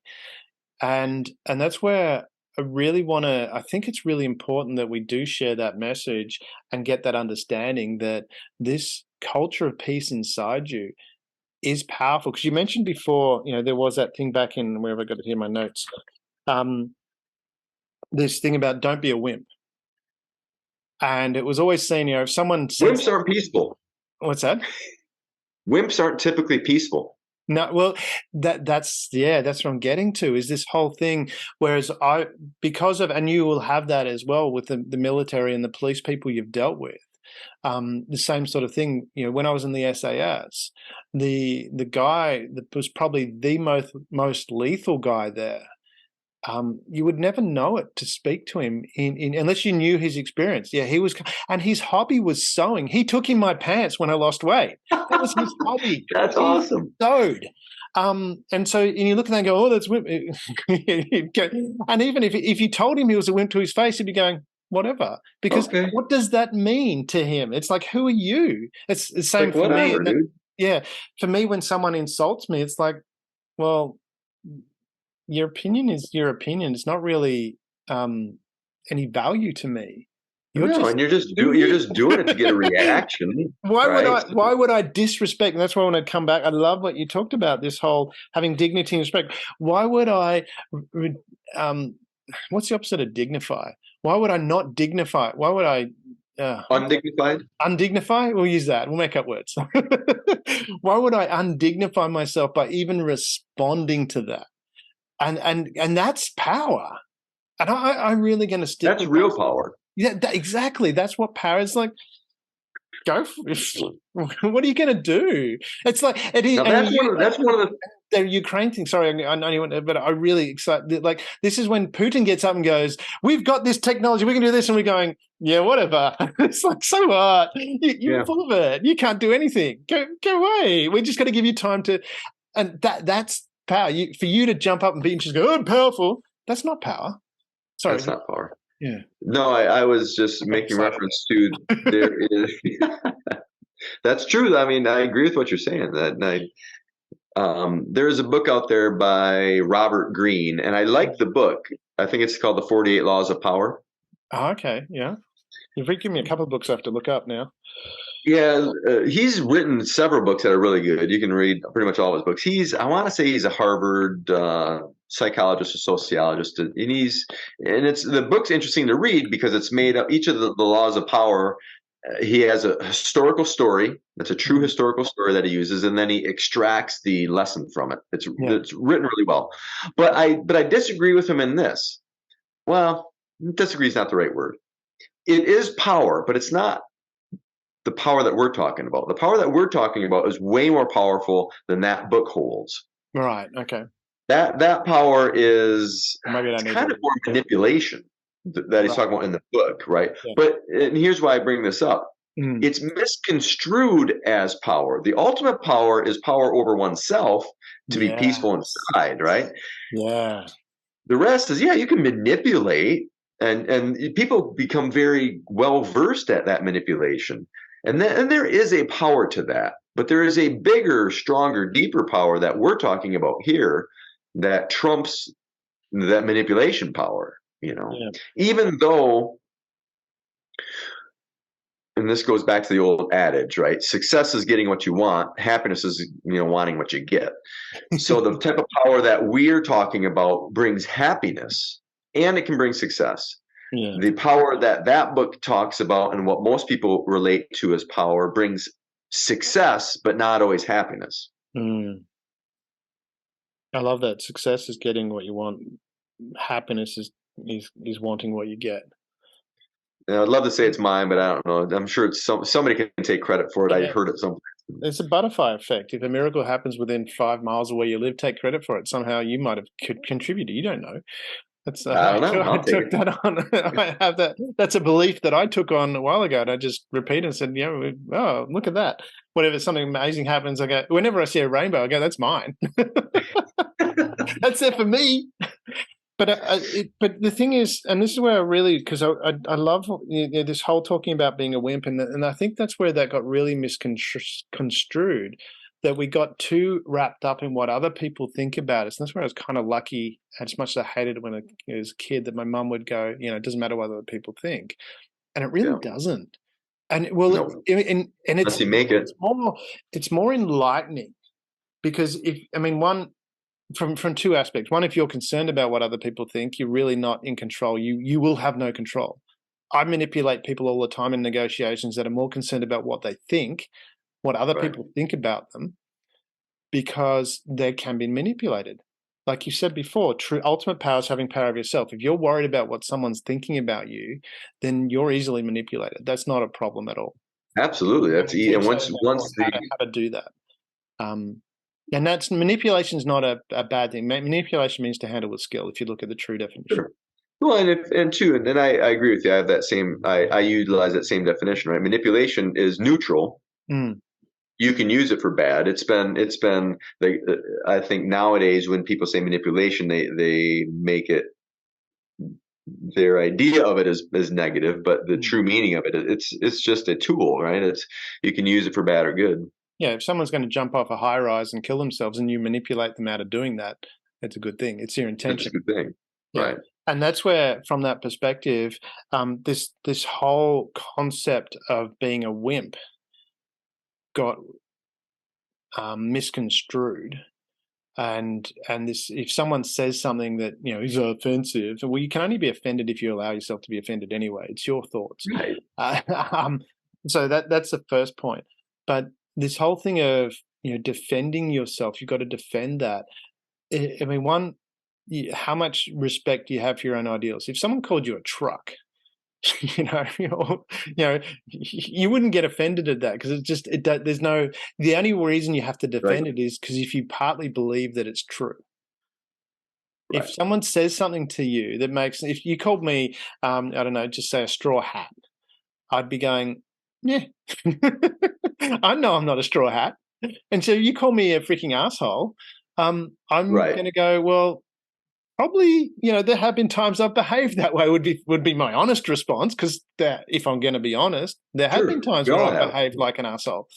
Um, Yeah. and what's the point of what you're trying to say? And that's where would come in with the question and go, okay, what are you trying to achieve? The other element of that is in respect of being called a wimp, and it highlights people going, oh, well, they're worried about what someone might say about them. For me, that highlights who really knows me and who doesn't. Because if someone says something negative about me, and someone believes that and then dislikes me because of what someone else has said, I certainly don't want them in my life. If they are not taking the time to know me, then, and that's the criteria I use for that. That's the way I see it, is if someone says something negative about me, and I don't read posts and all that sort of comments on my blogs anyway, but if someone said something negative, and when people have done, when to my face, it's like, well, okay. So not to my face. When I've heard about someone saying, that oh, I heard this. It's like, well, if that's how easily your opinion is formed about me, and you can be that easily swayed, then I don't want you in my life. I don't, I don't. That's the kind of stuff that you mentioned before about the Nazis. There was a lot of people that were easily swayed and did things that they knew weren't right because they were easily swayed. And if you're easily swayed, Right. you don't have the right character to be close to me at all. I might not, and that's why I love. There's a lot of people that I love dearly that I around the world that I connect with. I don't agree with everything they say, but I respect their Right. opinion because they stand by it.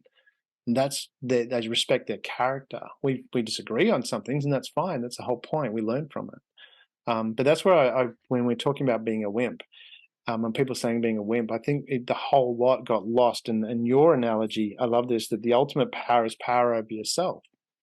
In this situation, am I gonna react in a dignified manner? Am I gonna react in a respectful manner? Because I want to, not only do I want to be treated with respect by others, but I want to treat myself with respect. That's where I was getting to. Am I treating myself with respect? Which is ironic that I watched Pretty Woman last night that had that scene in it. That again, Right. it was like the guy goes, "I'm going to rip you apart." Now, what would a lot of people do in that scenario? It would be Screw like, you, I'm gonna rip you apart. exactly. But he just politely turned to him and say, "I look forward to it, sir." And it was like, that was so That's the perfect powerful. response. Yeah. And then so I just wanted, because I mean, and I love those principles of, this whole, where have I got it here? People want to be treated with dignity and respect.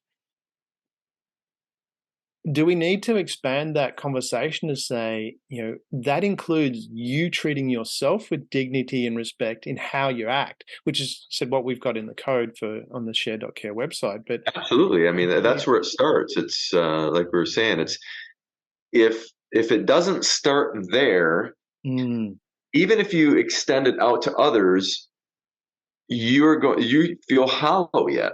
And you're yeah, trying to fill that oftentimes in a negative way. So you feel resentment, or you're mm, too needy, or you're looking for validation, or you're doing it because you want them to reciprocate it, which mm, which I would like for people to reciprocate that. Don't get me wrong, but I don't need people to reciprocate that. yeah, It's like I know what to do. I'm confident in myself, and I know I have value. I would, obviously, I would like for there to be a cohesion there, that we're mm, cohesive and there's camaraderie. But if it's not, okay, it's not. I know what it is. I'm good. yeah, It's not about me trying to manipulate you to give me what I think I need, in my mm, gaping deep hole of a soul. That's why it's got to start with you. Otherwise, everything becomes skewed, and yeah, it may look healthy in certain parts. And this is kind of coming back to that conversation of what I run into a lot more with people nowadays is they're nice, they're nice, they're nice, they're nice, they're nice. Like that's all good, and mm, it is good. But what happens when nice doesn't work? mm, Then all of a sudden it gets ugly fast because they don't have the capacity, they don't have the clarity, they don't have the tools and skills to navigate not nice because they're reliant on nice for their own validation. And yeah, when that collapses, then they'll do anything. Then it's like total war, right? Then they think anything goes to get that feeling back. yeah, And then, the conflicts get ugly quick. Or they just passive aggressive, right? In a work environment, oftentimes, I mm, mean, people just I hear so many stories nowadays of people just quitting, just not mm, even showing up because they don't want the conflict of, even small little disputes. They don't know how to handle them, so they just avoid them and they go to the next job until it happens there. Then they go to the next job, yeah. or they make little things into big problems, right? They make little things into big problems. And I think what you're talking about there, to fully understand for the listeners as well, is when you say, most people want things to be nice, and I've had that with people. There's a lot of people that well, not a lot. There's a few people that I've helped with court cases and things like that, and they're going, "Oh, why is it like this?" And it's, well, this is what happens when things are not nice. If you can't resolve a conflict. And when we're talking about conflict, in that space, we're not talking about, and these are parenting disputes. So what we're talking about here is, you and your partner don't have the ability to have a discussion and say, this is how we're not together anymore. This is how we're going to split the time up that we have with a child or children. You don't have that skill to have this conversation, to be nice. And now you're in a situation where someone's going to decide for you. Um, Right. and But what we're talking about there, this whole be nice situation, exactly what you're saying there is sometimes you'll have a situation where, and when we're talking about conflict, we're not necessarily talking about it's coming to fisticuffs. It's Right. there is a disagreement where we don't see eye to eye anymore. And so that doesn't mean that it's going to result in fisticuffs. It's just, we have this situation where we don't see eye to eye. So that's not nice anymore. We're not just dealing in this, we're all getting along happily. And then from there, as you say, if you don't have the skill even to deal with that as a basic level, to have that conversation and say, hey, okay, what's going on here? How can we help? Can I understand more? They're basic skills. All of a sudden, it's going to digress into, as you say, you have that sort of thing where someone says, oh, there's too much conflict there. I'm not going to go to work anymore. I'm going to quit that job. Whereas having that ability to deal with that situation, say, okay, this happened here. I need to address that. And saying, okay, well, how can I address that? And you mentioned that those three questions: what's working, what's not working, what's the pattern? And you're going, okay, in this work situation, this is what's happening. This part's not working, and this is the pattern that's resulting in it repeating. Okay, now what can I do about that? Well, if you don't have the skill to deal with the not nice, that situation, you don't go to work, you quit your job, and that's not a great way. But if you do have the skill, you can go and say, okay, to the person or to the boss or whoever's the appropriate person, this is, this circumstance, this is happening, this part's not working, this is how we're repeating it. How do we resolve that? Or here's my suggestion to resolve that. Had that with my son many years. I mean, he's 14 now. It was amazing how he dealt with this. I didn't find out. I only heard about it through the teachers. There was one of his friends was being bullied. I think he was 10 or 11 at the time. Mm. And then he obviously, I don't think he asked those questions, but he would have gone through that process, whether it was where he wouldn't have been aware of it. But he dealt with it in a way where I can't remember exactly how he dealt with it, but he dealt with an appropriate way where he dealt with the bully and spoke with the teachers about it, and he addressed it in a way which completely diffused the whole situation. And he never mentioned it to me at all. It was like he just dealt with it and okay. And then I heard about it from the teachers in parent-teacher interview, and they've gone, this situation happened. This is how he dealt with it. It was just quite amazing to watch a 10-year-old, 11-year-old do That's that. really cool. Yeah, but it was that process. He had the skill to do that. So partly from his martial arts training, because his martial arts, his sensei isn't just about teaching karate. He teaches a whole of life thing. They actually have little lectures during the thing where he talks Nice. about you talk about respect your parents and all that kind of stuff. And It's also good. Everybody, that's worth the price of admission right there. Yeah, exactly. And and also, I mean, obviously, there's a lot that he just mirrors from what I do as well, because we actually worked together a lot. Certainly during COVID, our desks were together, so he got to see a lot of what I did. But also, I always take him around places. I've taken him to work, and I've invited him to meetings where he sees what I do, because that's valuable lessons. But what you're talking about there, and this whole where I want to link this back again, and I love this article, this episode is about this finding that inner creating a culture of peace within inside you, is that gives you tremendous power in the sense of when you have that situation, it doesn't have to be a fight, a physical fight or whatever. It's just a situation where there's a difference of opinion. How do you deal with that in a way which de-escalates it? If you don't have the skill, it's going to escalate. That's just naturally how things are going to happen. If it's starting to escalate and you don't have the skill to de-escalate it, and the other person doesn't have the skill to de-escalate it, all of a sudden that's going to escalate into something where you might quit your job because you don't want to deal with it. That's one way. Or it might be you have a yelling match in the office over the water tower or water bottle, whatever it is, or something like that. But if you have the skill to deal with it, that gives you so many more options, even if the other person doesn't. That's my understanding of what I'm taking from what you're saying about having that skill to deal with that situation. Yeah, and it also goes into a point that you made very briefly early on about seeing the situation for what it is. Not overemphasizing it or diminishing it, but seeing it as clearly as you can for what it is. And then, you use your influence to try to influence for most good, least harm, but also you have a plan B if that doesn't work, that, you can still control you Maybe you can't control what your boss, maybe you want to do something and your boss is like, nope, you're not in the position, you can't do it, sorry. Well, you Mm. could get mad about it, you could do this, you got to know what your deal breakers are within the circumstance. And it's like, hey, either I'm going to go along with the program because I'm not in a position that's beyond my pay grade. I'm not in the position to make that kind of decision, even though I don't like it. Yeah. Um, or that's a deal breaker. It's like, no, that's a deal breaker for me. I'm sorry. I'm not going to work 60 hours a week because it influences my family too much. And if that's what the job responsibility is now, then we either need to look at how we're going to change that, Yeah. or I need to find something else that's going to work because that is a huge deal breaker for me.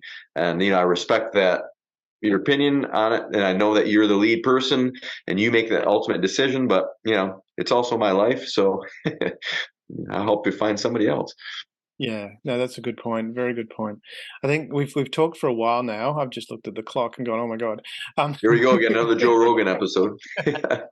exactly, but there's been so much valuable content there. But I mean, for me, those points that you brought up of um, you know operating from a a culture of peace inside you, and for me, that is power. That is real power. It's there's a lot of takeaway in that. In you developing you to go, okay, I'm responsible for my actions, and I'm going to choose to operate from a culture of peace because that gives me the most power. That's my key takeaway from this. What did you um, take away? Yeah, it's huge. Of that is the beginning, right? That Mm. cultivating that peace inside of you, seeing your own worth and value, Mm. then how developing those skills to help um, manage that outside of you, Yeah. and understanding yourself through those six basic needs that we talked about: the need of significance, the Mm. need of connection, the need of certainty, the need of variety, the need of growth, and the need of contribution. And how are you getting those needs met, and how are those manifesting in your job and your relationships and your career, with your kids, with your significant other, with your friends, with your life. um, and then, can you slow down that process? What's working in your life? Yeah. Keep doing that. What's not working in your life? Maybe you want to investigate that. Mm. And then what are the patterns in your life that maybe, because the idea is to make your life a good life, Yeah. make it the best life ever. And that shouldn't be in competition with anybody else. Matter of fact, it should be in harmony and congruent with everybody else around you. Yeah. I want people to be successful and to be happy so they can get out there and be the best thems that they can be, because it makes a contribution to the communities that they live in the global community. So I think it's just how it all comes together, knowing what to do when nice doesn't work. Because let's face it, um, Mm. one thing we have in common, aside from us being protectors and being human beings, is that we all have to deal with other human beings, including ourselves. And nice doesn't always work. So what are you going to do when that situation arises? Yeah, I love that. Knowing what to do when nice doesn't work, because in those situations, when you have that difference of opinion, how do you address that? How do you lead that, operate from your culture of peace inside, so that the outcome doesn't escalate? Yeah, because if your only way of remaining peaceful is by making sure everybody is exactly like you, with your That's beliefs, right, with your perspectives, yeah, it's going to be a rough ride. yeah, So there's one way of doing that. One way is, trying to force and manipulate everybody to be just like you and have the same beliefs and kowtow to you and all this. Or it's you make yourself. Now, when I say resilient, I don't mean in a closed off way, but you mm, see the value in yourself. You can separate the beliefs and behaviors from the innate value that we all have. mm, And, understand and believe that you can be resilient and you are resilient, not dependent upon somebody else. So mm. therefore, hey, what is that quote? Ships are safe in harbors, but that's not what ships were made for. Yeah, exactly. That's So wonderful. same thing within us. If we stay within that little harbor of our own kind of relative beliefs, and everybody, I got to control everything. Well, guess Mm, what? There's a huge ocean out there waiting to be explored, and that's what we're made for, to go out there and live life, love other people, and know that we're resilient and we can get through those challenges when nice does not work. We just have to have the right tool set and the right perspective to do so. I love that. Love that. Greg, it's been wonderful talking with you again. Always exciting, so inspiring, and I learned so much. Thank you again for having this discussion. Thanks for having me on, Damien. It's been great getting to know you and great being on some of your shows. I really appreciate the opportunity to talk, and I learn, I think, more from you than you do from me. So thank you for having me on. Thank you for being part of the Share.care community and helping people around the world prosper. You're creating a bigger pie for everyone to share. The more people contributing to the world being a better place, the better the world becomes for others and for you.